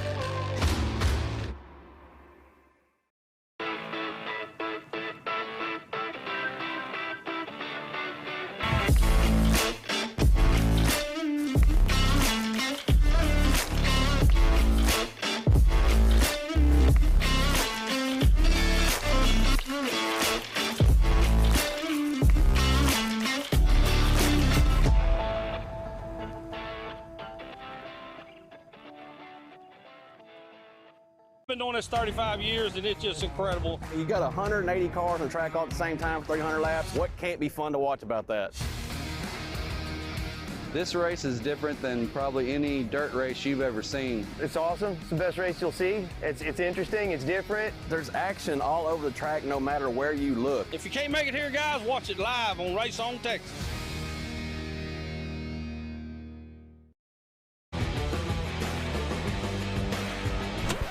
All right, factory stock drivers, we heard you. You're worried about racing your car for 300 laps. Worry no more, our fearless drivers. We just want to see you make 50. Our friends at RaceOnTexas.com have stepped up to give all factory stock drivers a bonus purse for the first 50 laps during the 9th annual FCA Motorsports Lone Star 600. The first factory stock to complete 50 laps each night will earn $2,000. Yes, 2,000 smackaroonies. The purse pays out the top 10 factory stocks each night. All Arklatex and USRA legal factory stocks are welcome. Stick around and run the rest of the 250 laps for another $10,000 each night.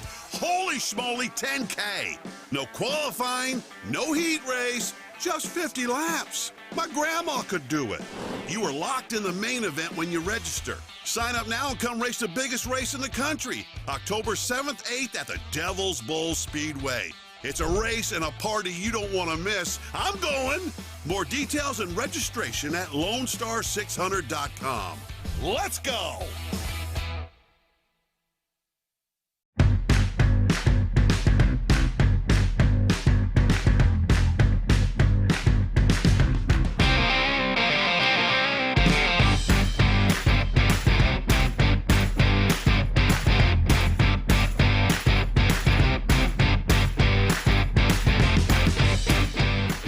No middleman, no markups, no problems. Go to www.sawblade.com. Performance Sawing. Bring the family out to Devil's Bowl Speedway in Mesquite, Texas to watch 150 drivers race at the same time for $25,000.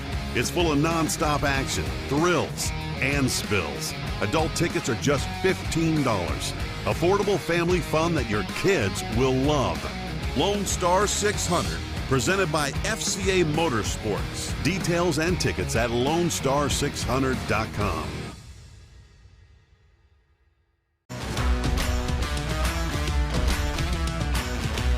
Hi, welcome to Day Motorsports. How can I help you?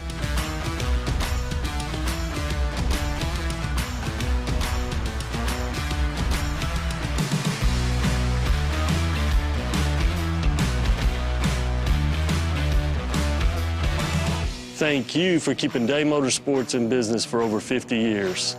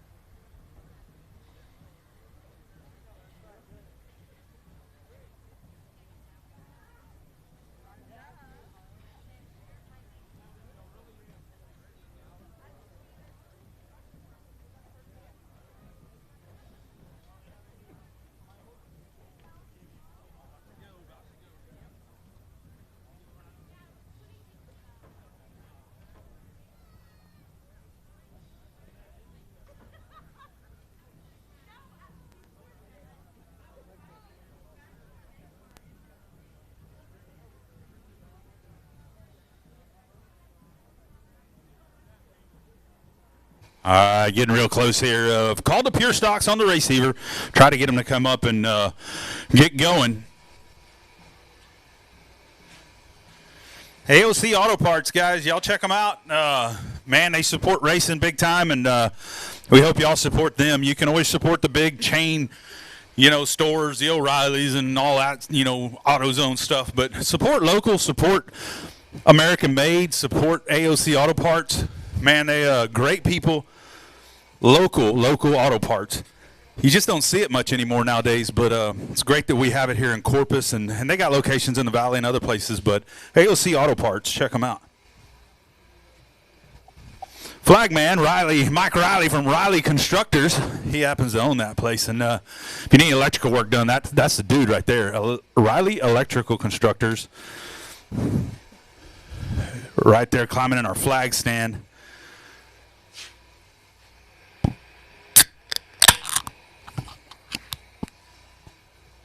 Ice cold Dos Equis. Gotta thank Andrews Distributing and Dos Equis Tecate Beer Company, man. I tell you what, they take care of us as well.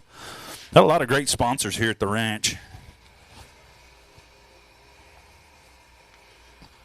Thanks to our band down there. How about Riptide? If you don't like Riptide, then you need to see the psychiatrist. Them guys are amazing. I tell you what, the Elvis show them guys put on is second to none. They've been doing these Elvis shows lately that are just, full like an orchestra band, crazy stuff. So check out Riptide on Facebook, and you'll see their next show, where they're going, what they're doing. They're great guys, and great music. Top Hat Signs and Designs. Man, they do wraps on your car. You got a business, you need your car wrapped. I think Mike Riley needs to wrap his truck. But Top Hat Signs and Designs, they get it done. So, and it's anything, man. They can do you a sticker for your car, all the way to a wrap on your car, all the way to a billboard. They don't care. Top Hat Signs and Designs. Good people.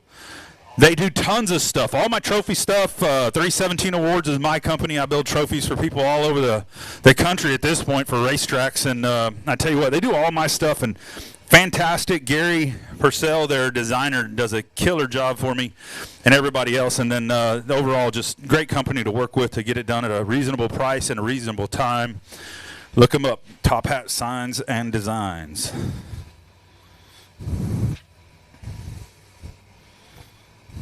I bet it was Lawrence Maklachek is watching on Race on Texas tonight out of Laughlin, Nevada. He's over there Patting watching. Pat's probably over at a slot machine going ding, ding, ding, ding. But I bet Lawrence is watching. Got two grandsons and a son racing tonight, so say hello to our friends over there in Nevada hanging out. He's out there with David Shurry and Joe Armandia and their families and having a good old time. Spend a little cash, playing a little golf.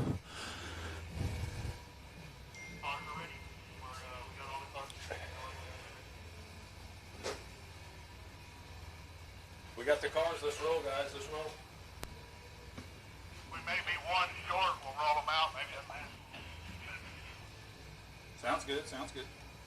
All right, our A feature coming out. I tell you what, on the pole is going to be Jerry Walters. We saw a hell of a race between him and Stephen Whitaker III, and I told you all about something about starting on the bottom, starting on the top. Let's see how this is going to work out. You saw Gary Jennings out there with the water truck rolling the top side in, so the top is rolled in and ready. You're going to have Jerry Walters on the pole in the 127, and outside him out of Robstown in the 88 is going to be Stephen Whitaker III. Inside row 2, he's going to be pushing the bumper on that 127. That's going to be the 15D of Jamie Deere. Outside Jamie Deere, the Catfish King, Curtis King, going to be on the outside, which he ain't going to like that. He's going to get to the bottom as quick as he can. That guy, he's going to be fishing, I promise. So Curtis King, he's a good one. Inside row 3, the 4J, that's J.C. Paul Jr., 4J, out of Corpus. Outside him, the 9, Alexis Powell. Alexis, a multi-time champion in go-karting, moving into the pure stock division. Still races go-karts. She is the points leader and will be the champion. She's so far out on him in the spec cage division of our karting here at the race ranch. Right now, it's more like boating than karting, but we'll get there. And bringing up the rear in the 56, I guess they got her wound up and fixed. That's going to be Parker Titzman. Check out the green and go with the American and Texas flag. Give me a hell yeah if you got the green and go. If you get picked up in that taxi, you a bad man.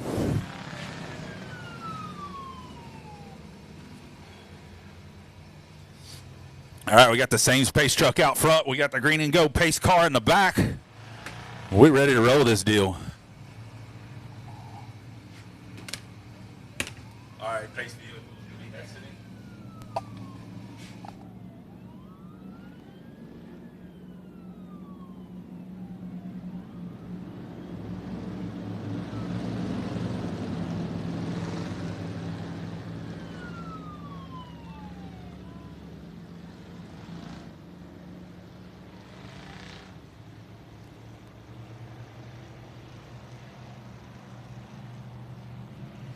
All right, Sames Ford pace truck off. Here comes the green and gold pace car in.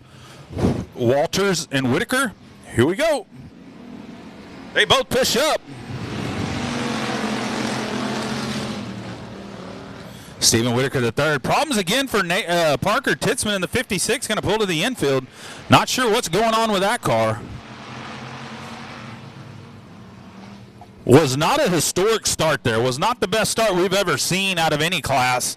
But they both took off side by side, really even, really nice. Walters kind of pushed up into the 88, and then he had problems. That's part of racing. Now the 9's going to pull in. We done lost 2 of 7. Stephen Whitaker the third in the 88 out front. Jamie Deere in the 15D second. Third is going to go to Jerry Walters. Fourth, the Catfish King, Curtis King right there.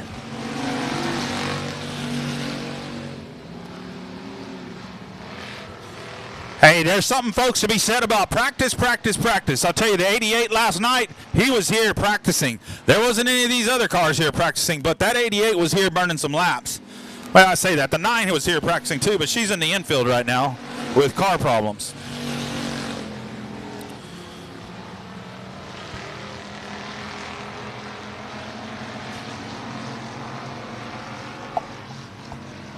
Just got another online order email. Somebody else ordering online. You can pick it up nice and quick down there.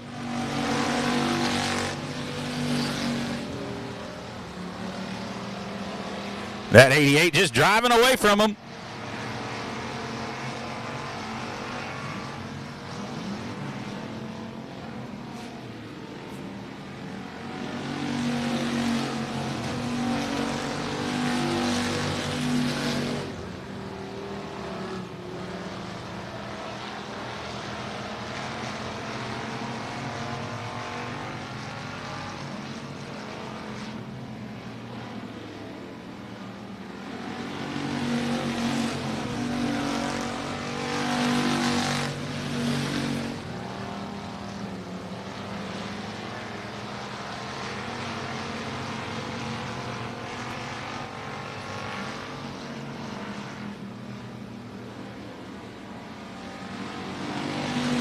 Jamie Deere is stalking that 15D. He's in full stalk mode.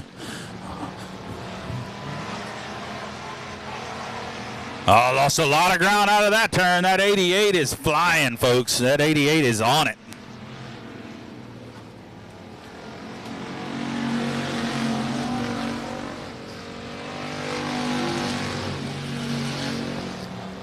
Oh, 88 got a little loose through the center there. He drove it in pretty hard. I think he drove it in so hard he's trying to get it to turn. Car looks just a touch tight, but he's using that throttle to turn it. And it got him a little loose through the center, allowed Jamie Deere to get right on his back bumper here. Oh, big shot by Deere as they got into the turn there. Gave him a little bumper right there on turn entrance. That's a good way to spin him out and wind up in the back of the field, I tell you what. But good job of driving by Stephen Whitaker to keep it right there, straight and narrow, keep out in the front. Sometimes you want to rattle their cage, let them know, hey, I'm right behind you and I'm pushing you. See if you can rattle him, but I tell you what, the youngster ain't rattled. He's rolling.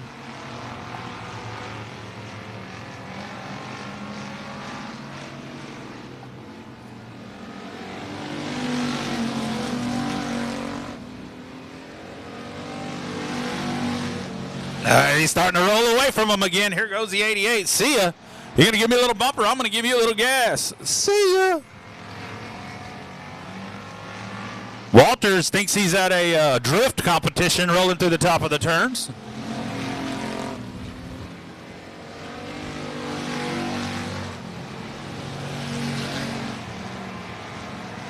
Curtis, he's all confused. He's not rolling the bottom like normal, so he's not going very fast. Not sure what's going on with Curtis King. There he goes to the bottom. Hey, that's where I know. That's where I'm used to.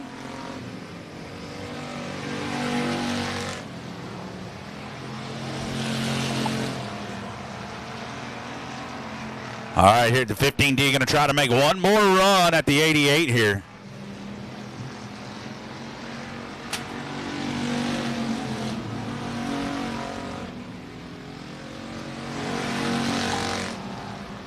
D came off a very dominant performance last week. I'm talking a win by a straightaway last race.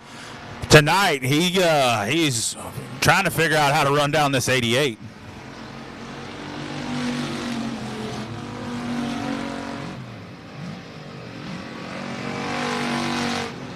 Tell you what, the youngster doing a good job. You see the car's tight. It's pushing, but he's driving it for all it's worth, making it turn.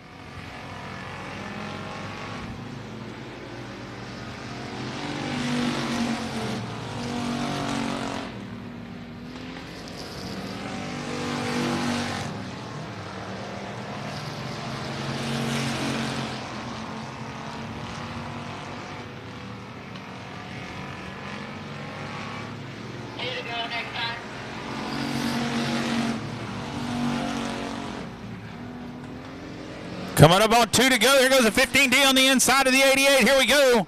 They're about to see the 2 to go. It's time to go. If you got anything left, it's time for you to figure it out.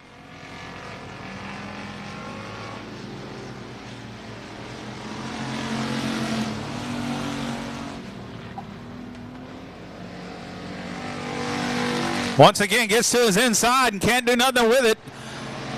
Whitaker the third just drives away, coming to the white flag this time. White flag. And Jerry Walters caught them both. Jerry goes, I got something up my sleeve. Down my pants leg, I got something. Come on, baby, let's go. No, sir, ain't nobody got nothing for that 88 tonight. Your winner of the 88, Stephen Whitaker the third.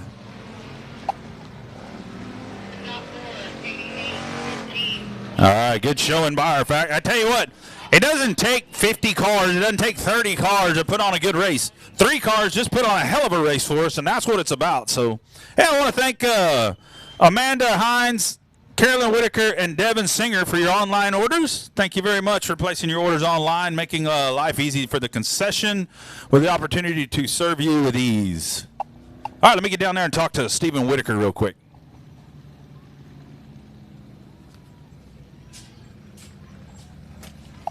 I know what most of y'all are thinking. Well, I want to order beer online, have that delivered. I'm working on it, calling down.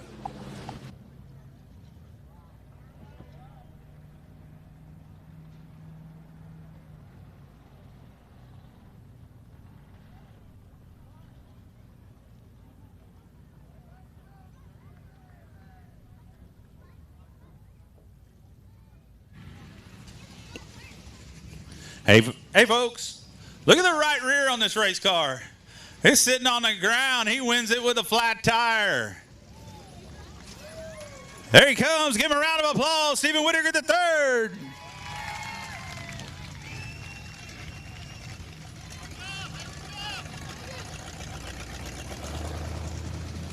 Hey, we got Lynn Hayward from the Caller Times here tonight. Welcome, Lynn. Hey, come give me a talk there, young man. Flat right rear. Did you know that was like that? No. No. Hey, it didn't matter. You're winning there. So, I tell you what. Last week struggled a little bit. Came out last night. Made some laps. How did that help you get to where you're at tonight? Yeah, it helped me a lot better. A lot better. Hey, so starting on the outside, were you happy with that? You wound up getting the outside front row and a big run out of 4. Was that what you're looking for? Yeah, because I was trying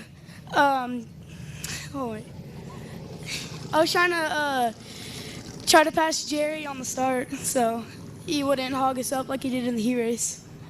Yeah, good job there. I tell you what, Dad comes over and puts all this pressure on you to say all the right stuff. Don't worry about it. Hey, Good job this week. You got anybody you want to thank? I know you know them guys. Come on. My grandpa, my grandma, my mom, dad, Colin, First Class Towing, WWE Bodies, and David Cherry, and that's about it.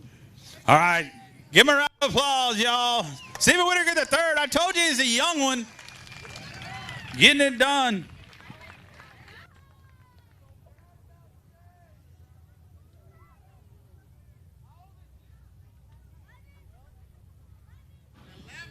"11 years old.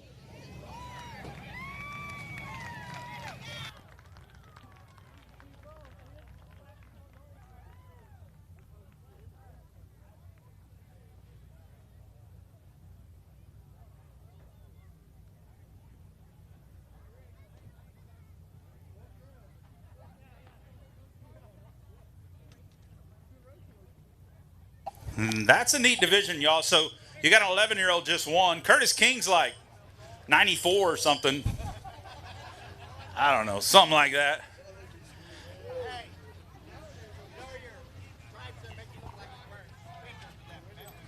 They are. It ain't looking like that. That's how it is.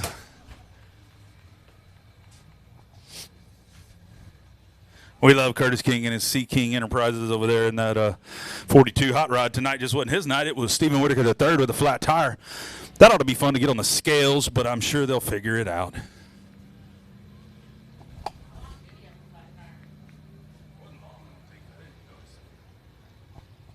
All right, the Jude Algar Racing Limited Modifieds. We got 16 of them rolling out next. On the pole out of China Grove, Texas, in the 14 is going to be Trent Beaver. Outside him, your points leader in the BD1.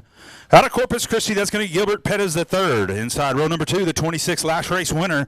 Out of Corpus, that's J.J. Jennings. Outside him, the Super Nationals winner in the 879. Out of Corpus Christi, Marcus Maklicek. Row 3, the 184, that's Brian Rye out of Corpus. And outside him, Hector Aguirre, the same sword, hot rod, number 115, Hector Aguirre. Row 4 on the inside in the 91, that's going to be Jared Moppin out of College Station. And outside him in the 19, they kind of teammate up on this factory stock deal. Jared Barber in the 19. Row 5, the Z76, Zach Courtney, and the 73 of Derek Gonzalez. Row 6, the $4, that's going to be Chris Rye, and the 00K out of Menchaca, Texas, that's Oliver Billingsley. Row 7, the BD2, Daniel Preston out of Corpus, and Michael Carlock out of Arenzas Pass in the 7-6. Bringing up the rear, didn't make the call. Unfortunately, he's going to be the 33 of Ray Allen Kohanic. Did not make the call in the 5K out of Orange Grove. Watch that car, he's coming to the front. Let's go Ziggy Reeser.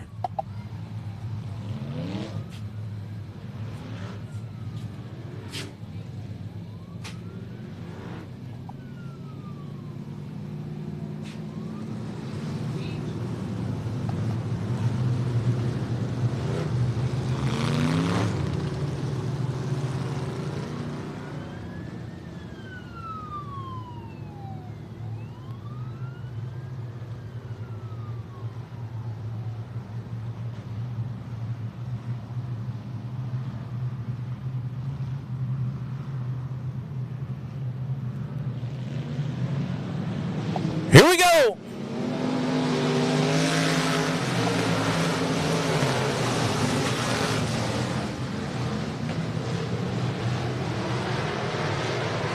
Big start out of Trent Beaver there in the 14. He's still going to stay on the bottom. I don't know if that's the right decision, but we'll see what he does here.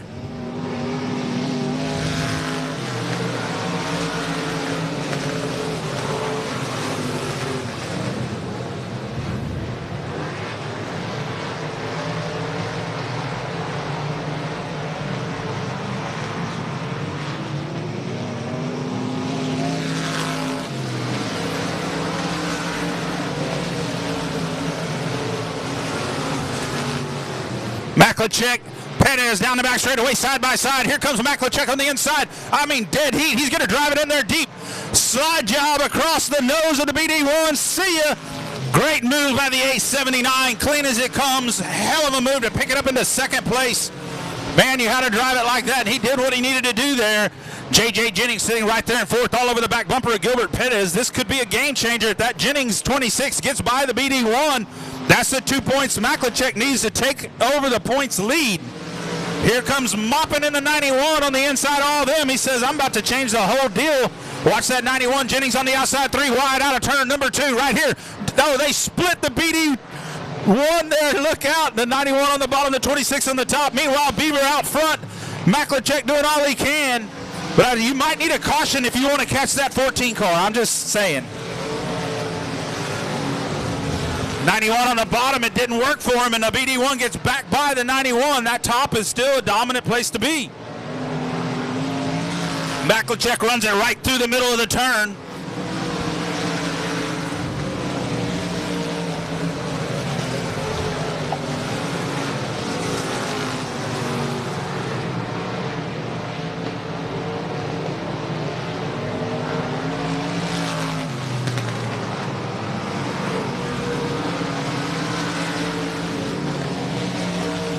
The 91 of Moppin has faded back to 6th now.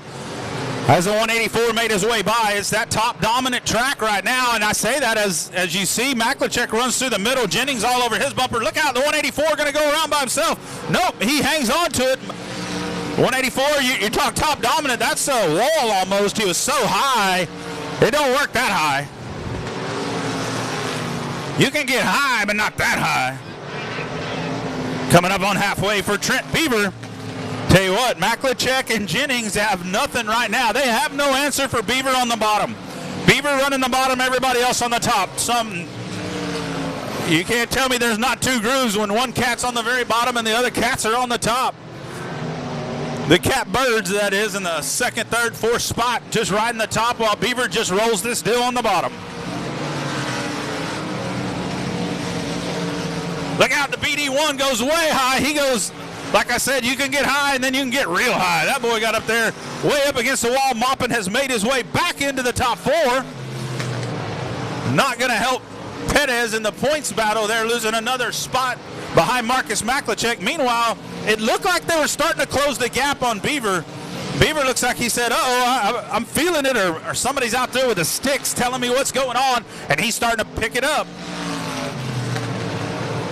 Maklicek starting to drive away from the 26, and he is gaining ground. Let's keep an eye on the 879 as he's working over this 14.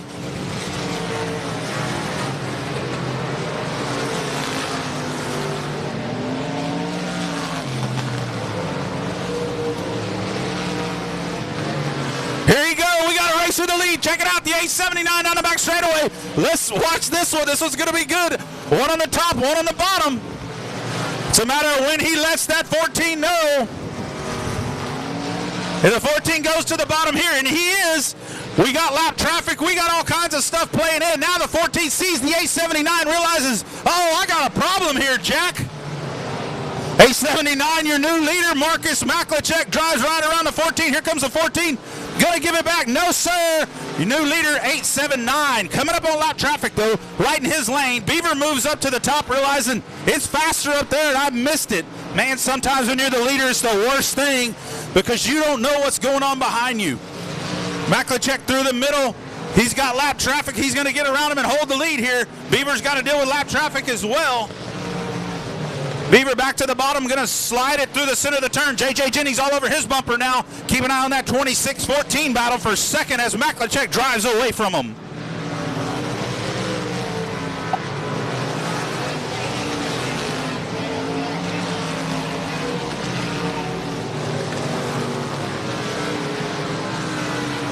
Coming up on 2 to go for our limiteds here. The 879 catching up to Ziggy Reeser here. He's going to run it in there. Look out, look out, look out. Whoa, that was close. Close.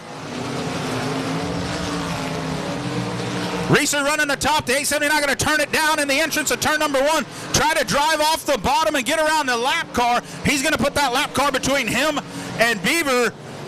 That's going to be a struggle for Beaver there as he's got to work the bottom to get around the lap car. Ziggy Reeser, though, moves up. White flag, 1 lap to go. Marcus Maklicek in the 879.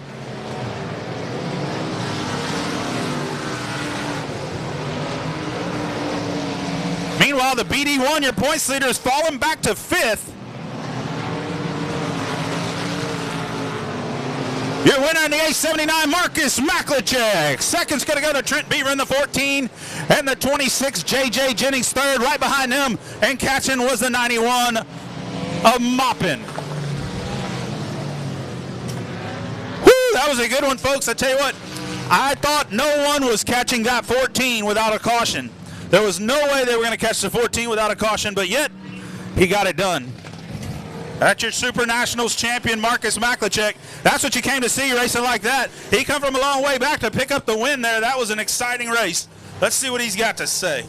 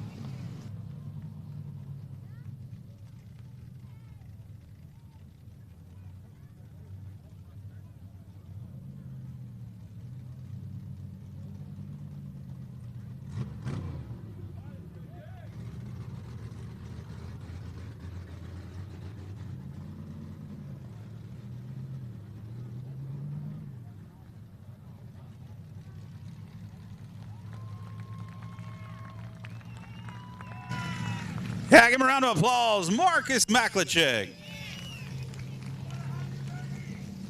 He said he wants to have your baby. His wife said, I'm okay with that. That's painful. Come over here and talk to me real quick, Marcus. All right, so I told him on the mic that nobody's catching that 14 without a caution.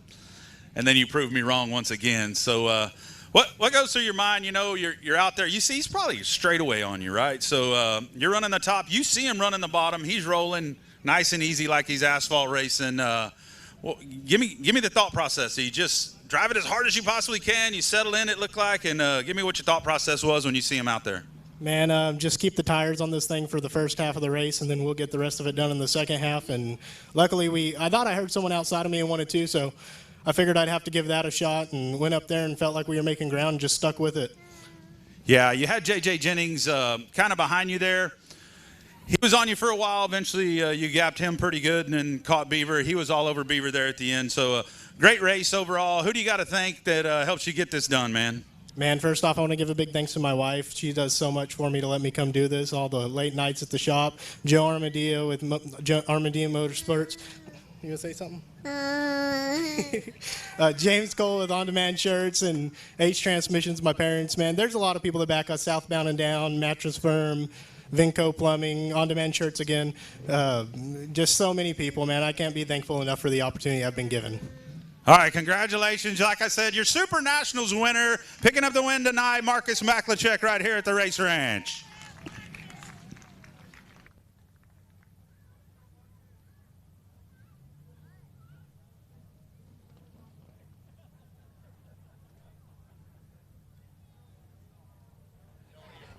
E-Mods are warming up down there. I hear them.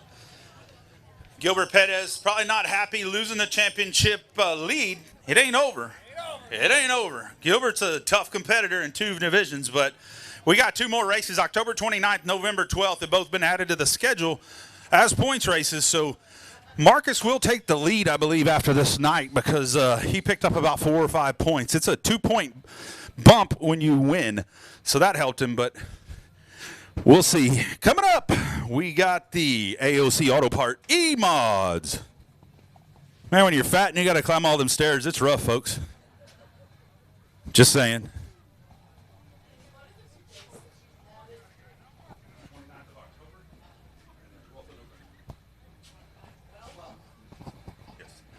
Going off on the pole for our E-Mods, our AOC Auto Part E-Mods. Going off on the pole, Nathan Titzman out of Corpus in the L87. Outside him in the 6-inch, going to be Daniel Preston. Inside row number 2, the 34W of Brad Wadups out of Corpus in the 59B, Brianna Witchy in the 59B. Row 3, the 46, Jonathan Cervantes, and the 4K of David Sheffield. Row 4, the 21T of Tyler Gilpin, and the 57 of Charles Flanagan out of Marble Falls. Row 5, the 27, is Laura Coulter out of Alice, and the 76 is James Cartwright out of Aransas Pass. Row 6, the 92D of Isaac Hernandez, and the 3 is Gilbert Perez the third, your second in points, starting dead last.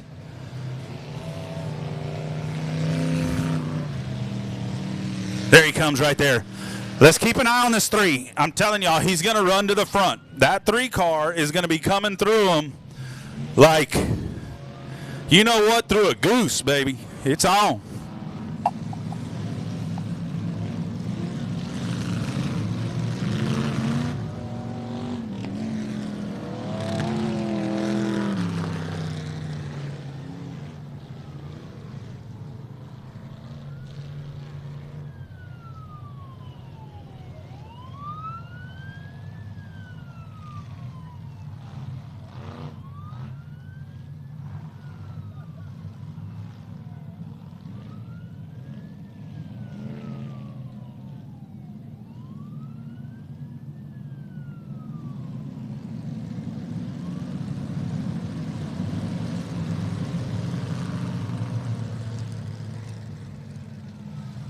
Well, the 46 of Cervantes must have been getting some french fries or something because he's just now getting in his car. So y'all give him just a second here. He figured he'd slow the show just a touch.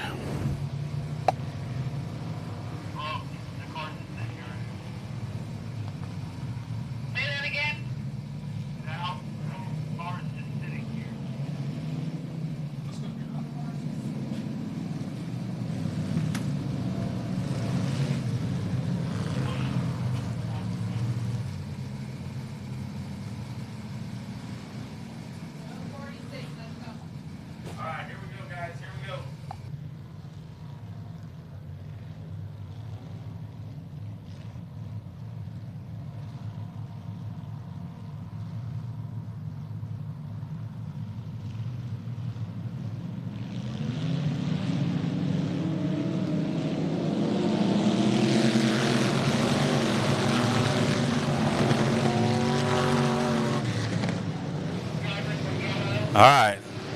No start, no start.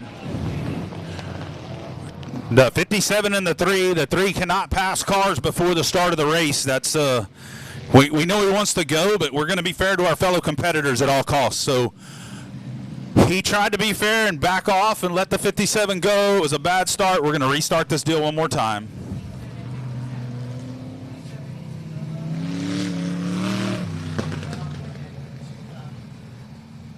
Where's she at? She exited. 92D.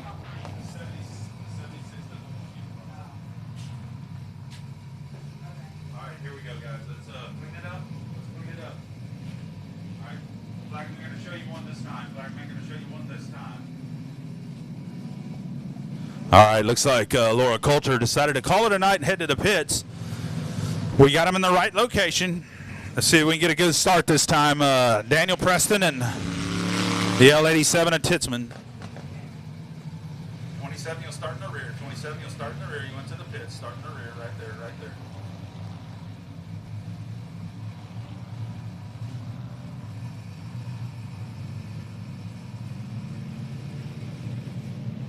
Here we go. Whoa, Titzman turns it way sideways on the start.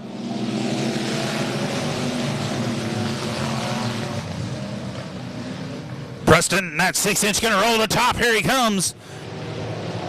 See if he got that push taken care of out of that 6-inch. That thing did not want to turn earlier. Titzman going to roll the bottom here. A little loose off. Here comes Preston on the outside. Preston going to lead lap number 1. Daniel Preston, your leader. Preston still can't make the car turn. Titzman's hung on the bottom right now. You got to know he's looking for the top. Brianna Witchy with problems out of turn number 2. Third place is Bradley What-Ups. Fourth's going to be Tyler Gilpin.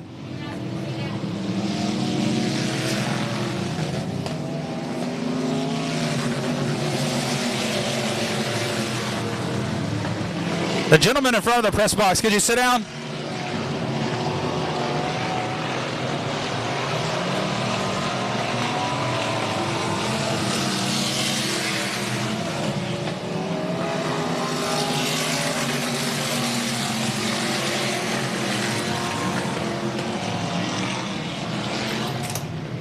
Thank y'all. Daniel Preston still out front. Nathan Titzman now has moved up. What-Ups in third. Gilbert's in fifth. Little G in the fifth in that 3 car. He's all over Brianna Witchy here.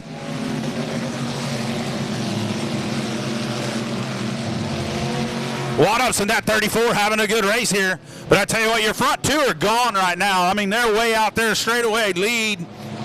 The 27 of Coulter going around again over in turns 1 and 2. Preston goes way high. Here comes Titzman to the inside of him. Not this time. Not going to make it happen. Problems for the 9-2D there.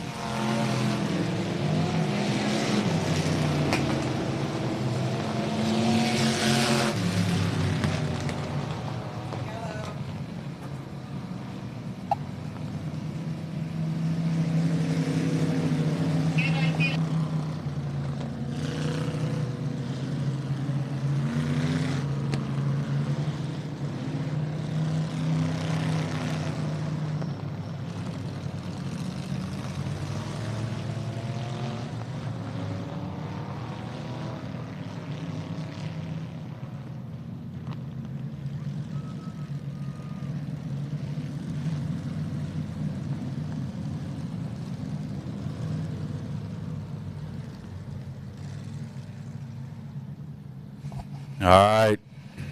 9-2D decided to take it in. 92D went to the pits. 6-inch Daniel Preston out front.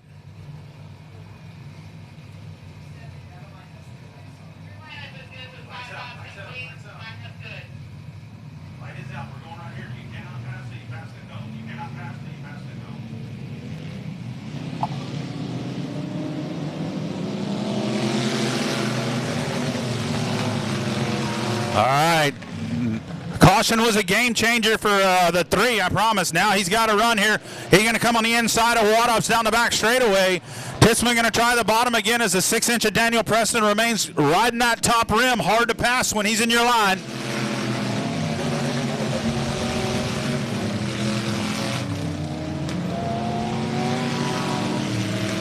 Here comes the 92D back. I tell you what, we saw the 879 have to be very aggressive in that race to get a big slide job to get past Gilbert Perez earlier. So we'll see if Titzman can do something here with the 6-inch. Meanwhile, What-Ups, I tell you what, he just driven away from the 3 of Perez.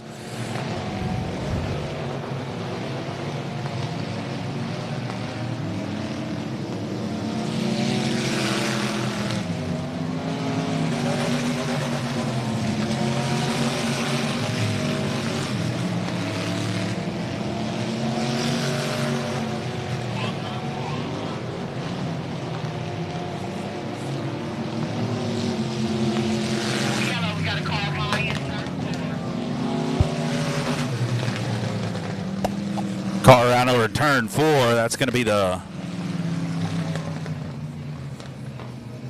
James Cartwright over there in turn number 4. Solo spin on the 76. Going to put him to the rear.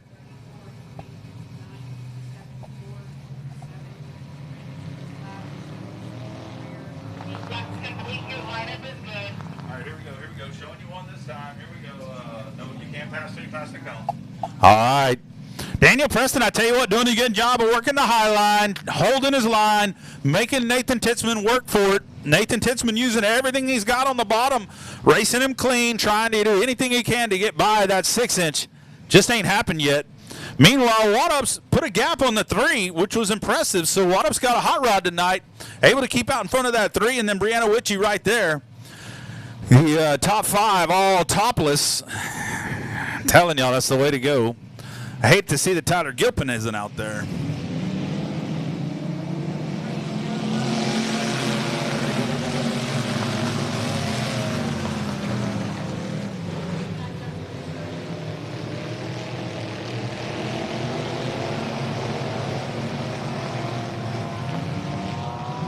The 3 almost jumped the start there. We're going to let it ride.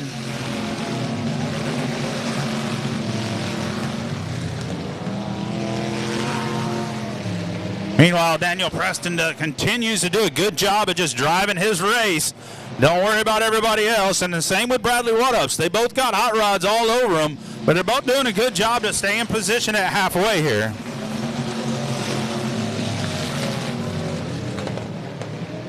Brianna Witchie trying to work the bottom. She has Charles Flanagan all over her. I tell you what, Flanagan is moving tonight. Here comes Laura Coulter around David Sheffield down the back straightaway.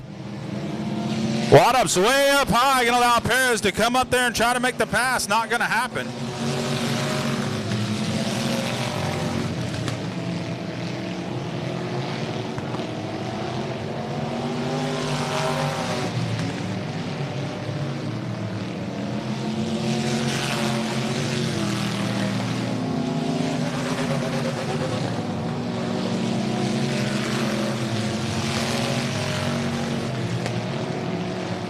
Great racer third here, guys. Y'all keep an eye on the racer third. The 34 and the 3 both doing a good job. Oh, the 34 slips way up. 3 should get him here. Not quite. Not enough room to clear him. He's going to push up, but Wadup's still there. Wadup's, what a move. Wadup's going to hang on. Here comes the 3. Now he might be cleared enough to move up. It's really hard to tell, and you don't want to run your guy over on the outside. You want to race him clean, and he does a good job. Gilbert Pettis now in third.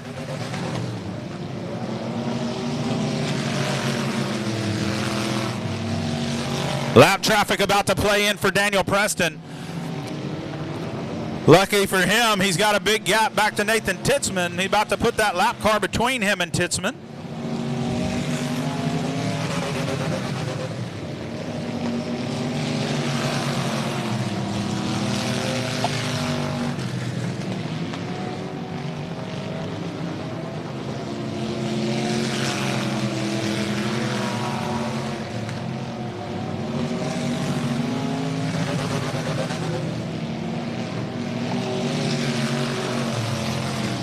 Charles Flanagan up to 5th in that 57, outrunning Brand. Oh, and just as I talk about him, he spins out by himself. He's still rolling, though. He's going to keep it rolling. Tough break for Flanagan all the way up into the top 5 and solos out. Tough break for that 57. Watch out as he comes back on in front of the leader here. This is where problems happen. Not a good situation.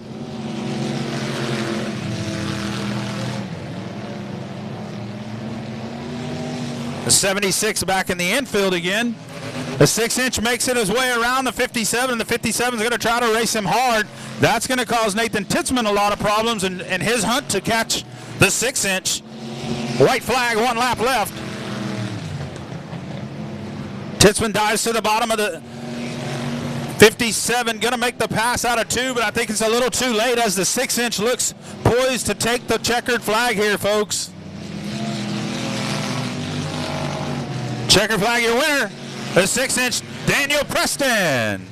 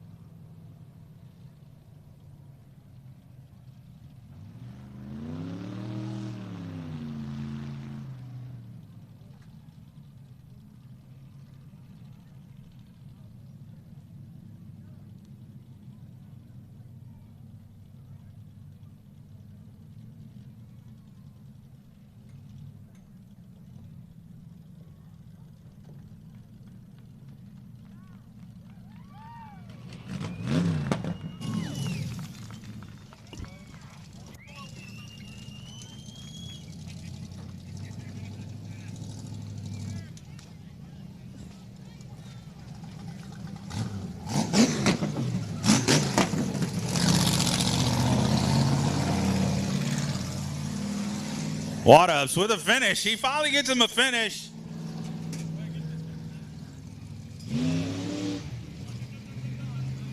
Here he comes in here. Y'all give him a round of applause. Daniel Preston. Boom, baby. Yeah, the drug test and tech inspection's not going to go well.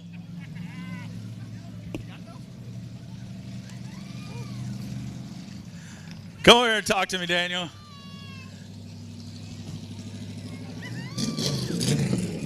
Man, you've been busting your butt on this car. Tell us a little bit about the story, because this thing, I think you just built this car, correct? Oh, yeah, this is the second night on it. The first night we were absolute trash, so we made about 1 million laps last night, so we got a little bit better. Yeah, it still looks a little tight through the turn, but I tell you what, you did everything you had to do to keep Nathan Titzman behind you. It was a great race. Could you feel he was there the whole race, see him? We ran about 4 or 5 laps side by side, and I knew I was going to give him the bottom, so if he was going to have to pass me, he was going to have to do it on that half of the track. So I knew my car was fast on the top, so we got it done. That's right. I tell you what, that was a great race all the way around for all you guys. Who do you got to thank? Skip Gray over here, first and foremost, Jordan Equipment, all these guys right here. We come to party, and racing's just on the side. Hell yeah. Daniel Preston, the 6-inch, folks.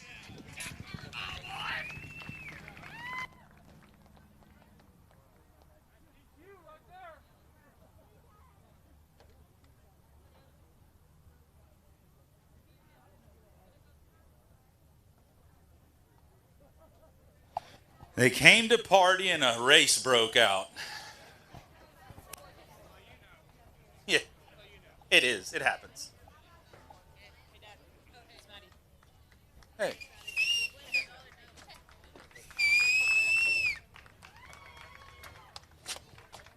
I can tell you, they've been working hard. I've seen the last 2 practice nights out here. They've been here, like he said, 1 million laps. Congratulations to Daniel Preston. Congratulations to Nathan Titzman on a strong second. And tell you what, a clean, hard race, that's how you do it. Don't overdrive the car, wreck your stuff, wreck his stuff. Clean, hard racing. Good job by Nathan Titzman as well in that L87, your points leader, as he extends his points lead, as a matter of fact.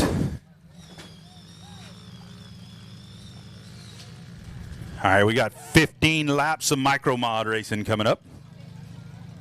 15 laps of micro mod racing. On a pole out of Palestine, Texas, in the 112 is going to be Chris Dudley outside the front row. His basically teammate, partner in the 6 is Bill 6. Inside row number 2, the 59, Corey Harding out of Corpus Christi. And outside in the 56 is going to be Andy Anderson. Row 3, the 21, is Bill Dunker. And outside him is Steve Loy in the 15. Those are your points, 1 and 2 in the points. Row 4, the 72, TJ Boyd out of Corpus. And the 8, the 08 ball, keep an eye on this one. He didn't have a good heat, but he comes and brings it in the feature. Michael Lindsay. Row 5 on the inside, the 16 of Sharon Harding, the 5 of Jerry Schwartz, and I can tell y'all the 33 JP will not make it back out, blew the clutch out of the motor, and will not make the call for the main event. First night out in a new car, and the new car bug bites him. How about the green and go cab with the sirens and the flags? Tell you what, that thing's a hot rod. It's got a pretty good motor in it. You could also buy that FX4 Ford right there going down the front straightaway. You could pick that thing up on Monday from Sames Ford. That is a nice, nice truck right alongside of that Expedition down here in the sidewalk to your left, the white Expedition. Really nice. I think it's a Timberline edition or something. That thing's fantastic. The leather inside's amazing. So let's go racing. Hey, here we go.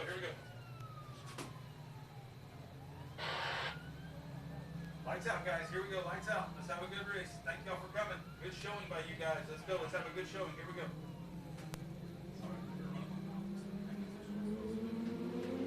All right, here we go. Micro mod racing.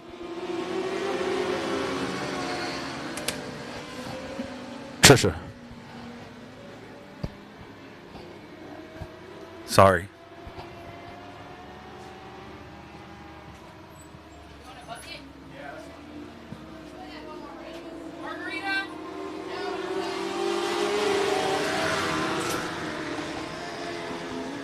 Oh, Andy Anderson making a bid for the lead. Bill Six in second. The 112 of Chris Dudley, though, guarding the bottom here. These cars without as much power, although power to weight ratio ought to be pretty good. These things are light, guys. Lightweight, really fast. But they may not have enough motor to pull the top. Oh, Bill Six gets in the back of the 112, hangs on to it. I told y'all, Six got a hot rod. But here comes the 56. It flustered Bill. So here comes the 56, Andy Anderson. Oh, as they watch out for the lap car, Harding decides to move up the middle of the race surface. We'll have to work on keeping her towards the bottom at those speeds. She is getting faster. She's getting faster. I'm super happy to see her getting some speed out of that thing, but I mean, hold her on the bottom there.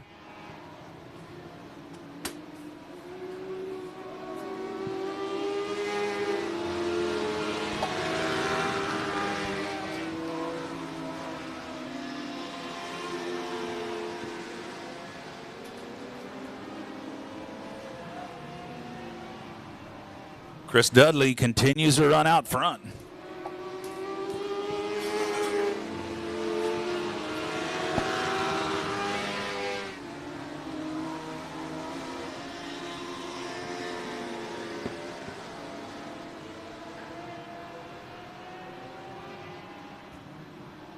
Halfway next time.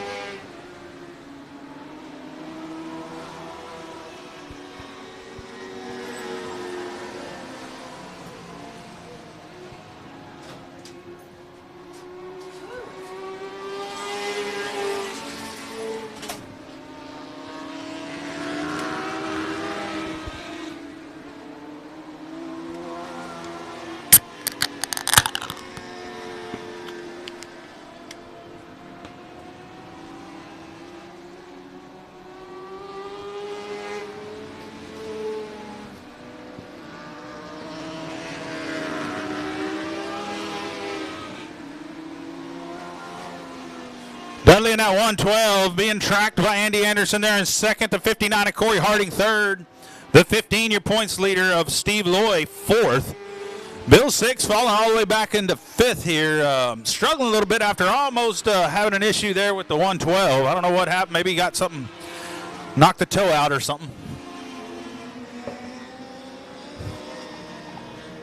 And the 8-ball just has not come to life tonight. Not sure. There's some big problems with that 8-ball. He's never been lapped.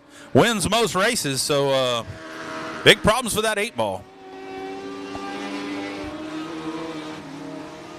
I doubt he did an 8-ball before he came.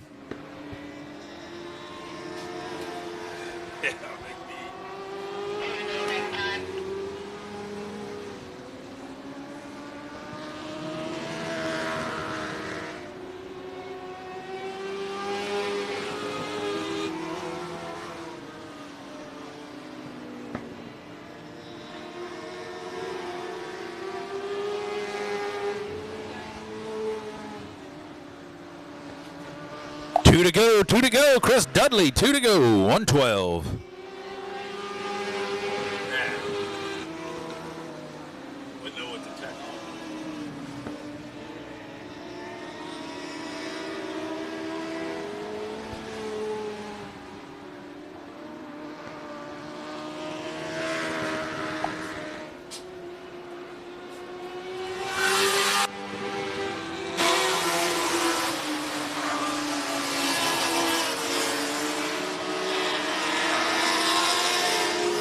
Your winner. I can promise he wanted to lap that 8-ball. The 8-ball's won so many races. He wanted to get a lap on him, but he ain't going to get it done. Chris Dudley in the 112. Dudley.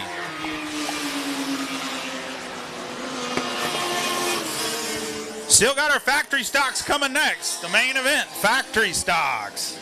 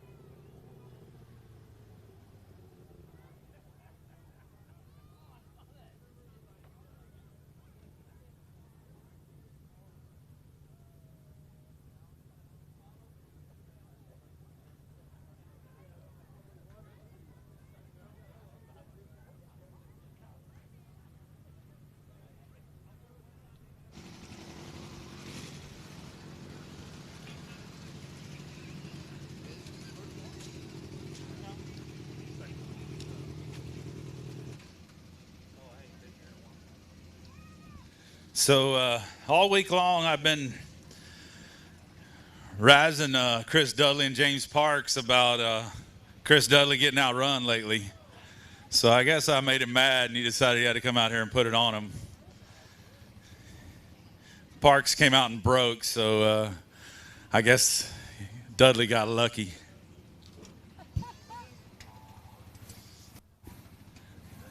There he comes, folks. Give him a round of applause, Chris Dudley.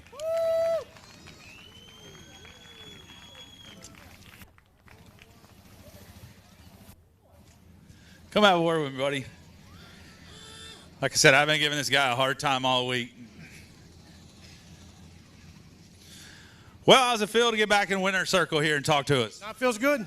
It's been a while. It's been a while. That's right. It's been a while. You still have fireworks coming out of the back end of that thing, but I tell you what, tonight you had it on point. Good race. Andy Anderson gave you a little bit there in the beginning. Did you know he was around? No, I didn't. Just drive it and don't pay no attention to all them? What's wrong with the 8? Did you sabotage it? No, he just ain't running right. Well, that's all right. I tell you what, looking forward to the 33 to come race with y'all. So, hey, who do you got to thank real quick? Proline Fabrication, Top Hat Signs and Designs, and 112 Bodies. All right, there it is. Chris Dudley.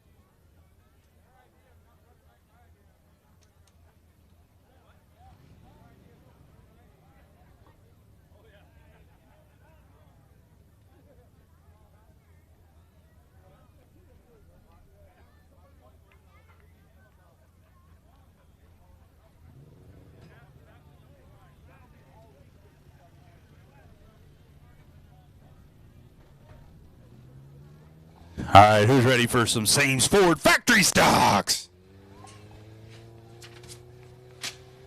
We got 16 of them making the call tonight. On the pole, out of Danbury, Texas. You saw him in a bad wreck in the Limited earlier. It really wasn't that bad, but it was bad. That's Ray Allen Kohanic in the BD3. Outside the front row, right out of Corpus Christi. In the 21B, E.J. Gilpin. Row 2, inside, out of San Antonio in the 66. Johnny Torres, outside him in the 54. Man, he's got a hot rod. That's Brian Rye. Inside, row number 3, the 28M, Mason Castaneda out of Orange Grove. Outside him, the 25R, your points leader, out of Corpus Christi. That's Nathan Rahi. Inside, row number 4, the 91, your last race winner. Keep an eye on the 91 of Jared Maupin. Outside him in the 19B is going to be Jared Barber out of Robstown. Row 5 on the inside, the 133, the Rockport Hot Shoe. How about Megan Dotson? The 115 of Chuck Perry, second in points, currently going to be starting 10th outside Megan Dotson. Row 6, Jimbo Bruiser Myers out of Sandia in the 47, and outside of him out of Victoria, Jose Lopez Jr. in the 29. Row 7, the 38, Josh Sewell out of Kingsville, and the 7 of Jesse Sandoval. Row 8, the 139, Dennis Folkert, and J.W. Blocker out of Refugio in the 15B. So we got some stories. I tell you what, a past champion, that 38, Josh Sewell, brand new car, really struggling. Thought he had it figured out last night. Car looked good last night in practice. Struggling again today. We'll see if Josh from the back can do something here. The 91, you get to watch him come from 7th, and he's going to bring it. The 54 and him, like I say, no love lost. Them two will have a battle before this is over, along with the BD3, the 21, the 66, the 28, the 25. They're all going to get it.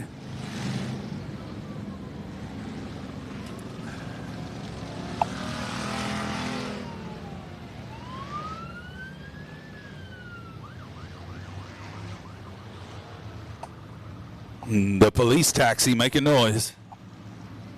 All right, we're going to talk to him here and get him ready to go. Here we go. All right, thank you for coming, Factory Stocks. We appreciate each and every one of you. Let's have a good race. clean race. Respect your fellow racers. Let's have a good, clean race, guys. Lights will be going out. We will be going racing. Let's settle in, have a good, clean, hard race. You are the main event here tonight, and let's prove it. Come on now. Here we go. Thanks again for coming. Lights out. All right, just giving them their pep talk before I send them. Only thing I didn't tell them is you can't win it on the first lap, which I usually do, and man, you can't. So let's hope they don't try. Here we go.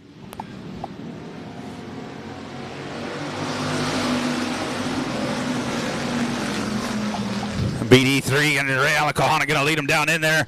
Torres all over his bumper. Here comes the 54 trying to make it 3 wide down the back straightaway. EJ Gilpin up on the high side.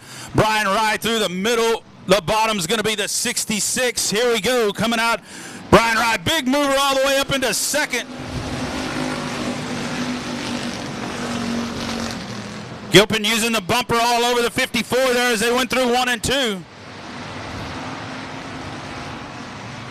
Let's see if there's still anything on this high side. As you see the 66 roll in the bottom. Rye up to second there. Kohanic out front by himself in the BD3.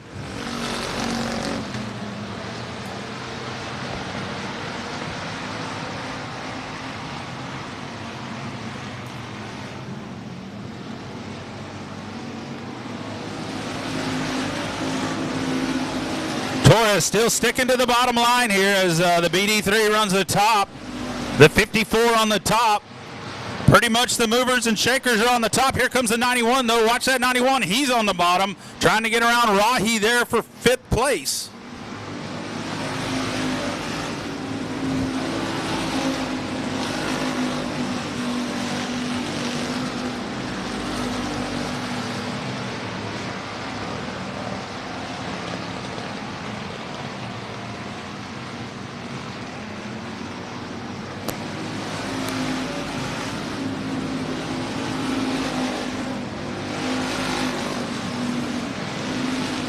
That BD3 with Ray Alacahana, he qualified and ran real well at the King of the Hill.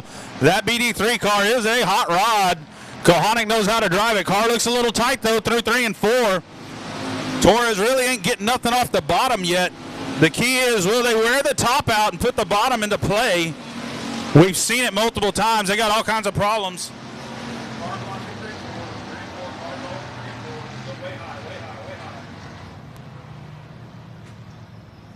All right, we got all kinds of problems down here in 3 and 4. Solo on our pure stock driver there decided to move up and bringing out a solo caution that time.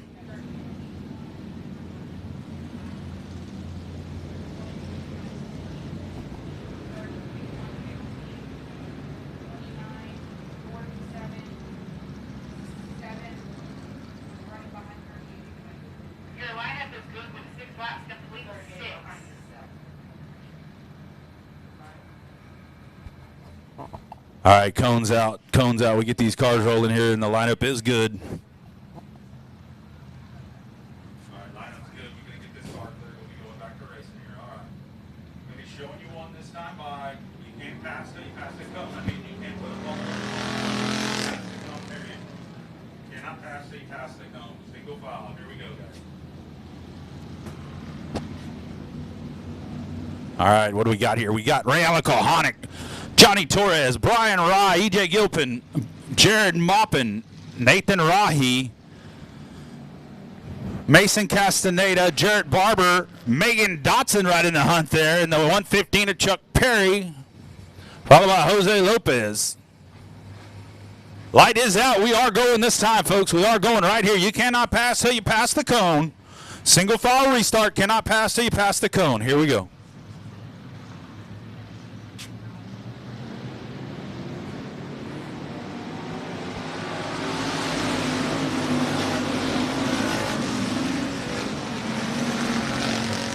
Torres going to make for a bid for the lead. And dude, coming down into 1 and 2, not going to happen as the, again though, how long's the top hang on? Will the top be dominant the whole race, or will that bottom come in and you'll see Torres take over? We'll see.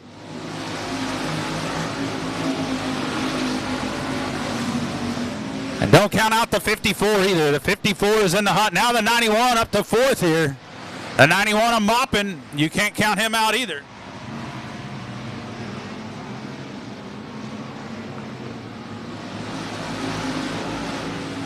Folkert's into the infield in the 129 car. Megan Dotson working on the bottom, trying to get around Jarrett Barber here. She is on the move in that 133. Keep an eye on her. And she's working the bottom. Many of them can't.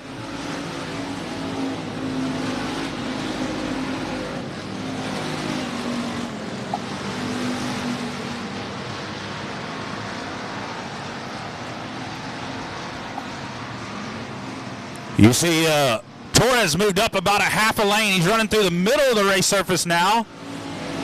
Down in 3 and 4. He lets it slide up, drives it in deep, lets it slide up through the middle there in 1 and 2 as Ray Allen on the top just drives away from him right now. I tell you what, Megan Dawson made the pass on Barber on the bottom. Here Barber's going to slide it over and try the bottom on her. She's still working the bottom though, so she shuts the door, says, "No sir, that's my line, I'm going." What's in turn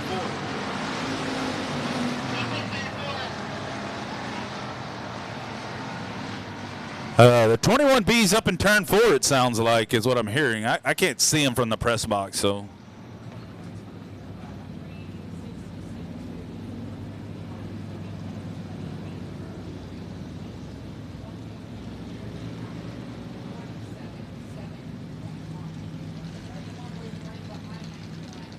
How did 21 get there? Solo on the 21B. Solo. 10-4. We have 11 laps complete. Your lineup is good. 21 to the rear here, so lineup's good. We're going to show you one this time, guys. You can't pass it, you pass the cone. All right, 21, he let it hang out, and then he got around there on his own. That's what you call let it hang out and step on it. It happens, guys. So 21 EJ Gilpin going to find his way to the rear after a front row starting spot. Tough break for him. I tell you what, hell of a good racer. Just good people, good fun. So tough break for him. You'll see him come to the front some, so let's keep an eye on him. But our front runners, I tell you, Ray Allen Kohanic, Torres, he pretty much gapped Torres that time and had a pretty good run on him. And Brian Rise right there. But, man, right now it don't look like anybody's got anything for the BD3. But the 66 is there, the 54 is there, and the 91 is in position. So here we go. Cannot pass till you pass the cone, folks.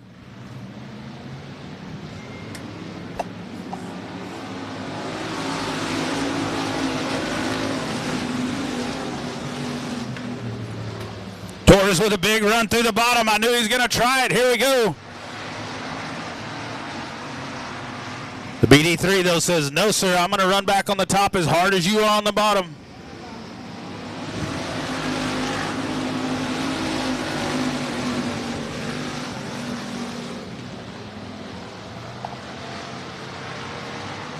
Oh, no, Megan Dotson goes around right in the middle of turn number 2. See if she can get it going. She's rolling, she's rolling. Tough break for her. She's having a great race. She kind of soloed there, kind of like Gilpin. Got in there hot, went around, so she had to, she'll keep her rolling here. Good job, Megan Dawson. Thank you for not holding up the race and bringing out a caution. That young lady's, all respect for that young lady. Good job. Brian Rye had to hit the brakes hard as the 66 skated him all, but pushed him all the way to the wall there.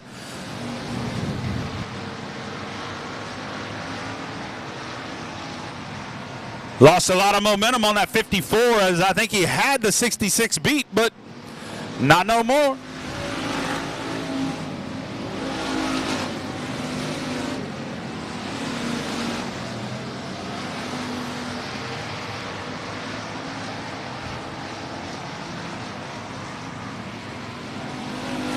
You can't say there ain't two grooves in this deal. Second place is running the bottom. First place running the top.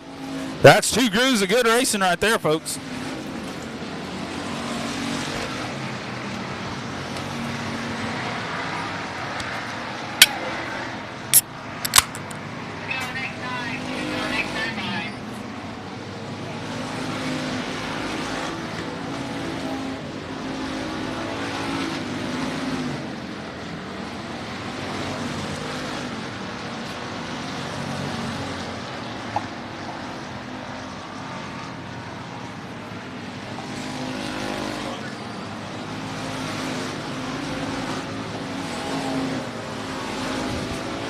to go right here, 2 to go.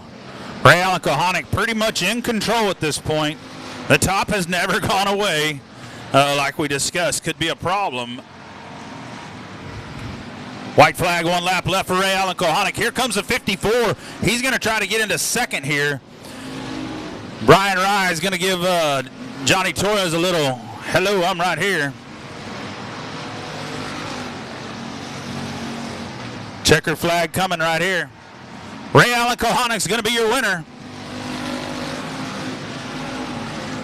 Second's going to go to Johnny Torres. Third, Brian Rye. Fourth's going to go to the 91 of Jared Maupin.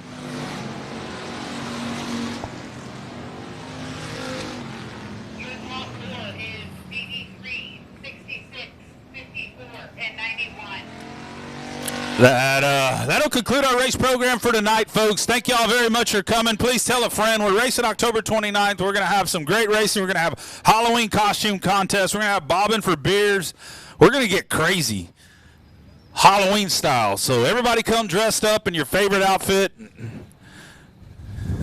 Gavlik, you're already in costume. Don't worry about it. So we're going to have a great time. Halloween weekend there, the 29th. Please tell a friend. Y'all come have some fun. Thank you again for coming. Everybody head to the pits, get your autographs done. You head down and watch some Riptide kick button of Turn 5 bar. Plenty of ice cold Dos Equis. Thanks again for coming. We're going to get down there and talk to Ray Allen Kohanic a little bit. Maybe we can find out what happened with the limited modified earlier.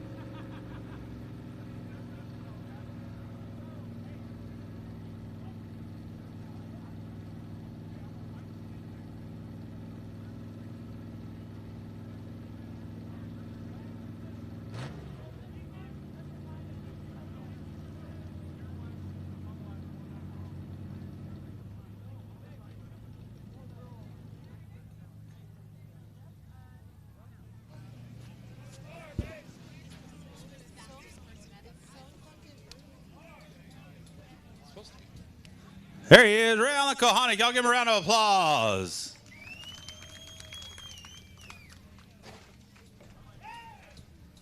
The BD3 gets it done.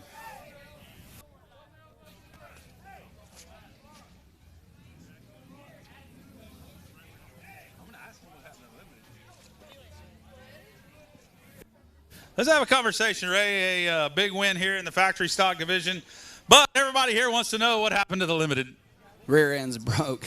All right, 10-4. So we're all wondering, talking about it all night up there. So tough break in the limited. I tell you what, that thing's been a hot rod. So this thing was a hot rod tonight. It's been a hot rod every race. Y'all went and ran some big shows, King of the Hill, all that. Man, that thing has been on point since you've been in it. What'd you think tonight? You knew Torres was on the bottom, and he never left the bottom. Did you ever get to wondering, is the top going to go away and the bottom's going to become dominant? I'm out here in front sitting duck. Well, I mean, no.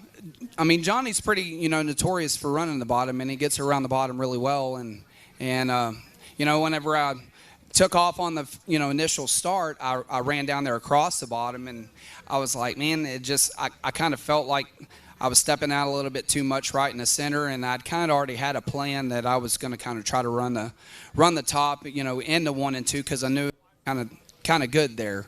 I didn't know if it was getting too far around, but I felt like I was carrying good momentum. So on the restarts, I knew he'd probably get a run, and that last restart that we had, I kind of shoved the nose a little bit, and that gave him an extra run, and so we kind of had to race pretty hard there. But I felt like the car was pretty good. Yeah, it was. So who do you got to thank that helps you on that hot rod?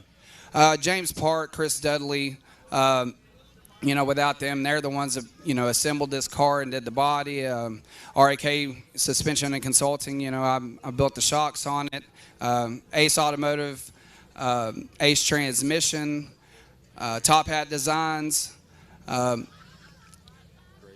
Gray's Recycling, 100%. We wouldn't be out here at all without without Skip and Cheryl Gray. So got to thank them. You know, they give us a good hot rod to come out here and race and compete with, and I feel like we got a good car to go and race anywhere and you know, compete for big wins. All right, y'all give them a round of applause. Congratulations, Ray Allen Kohanek. All right, turn 5, the bar's open and the pits are open. Y'all have a good night. See y'all October 29th. Been doing this 35 years, and it's just incredible. You got 180 cars on the track all at the same time for 300 laps. What can't be fun to watch about that? This race is different than probably any dirt race you've ever seen. It's awesome. It's the best race you'll see. It's interesting. It's different. There's action all over the track no matter where you look. If you can't make it here, guys, watch it live on Race On Texas.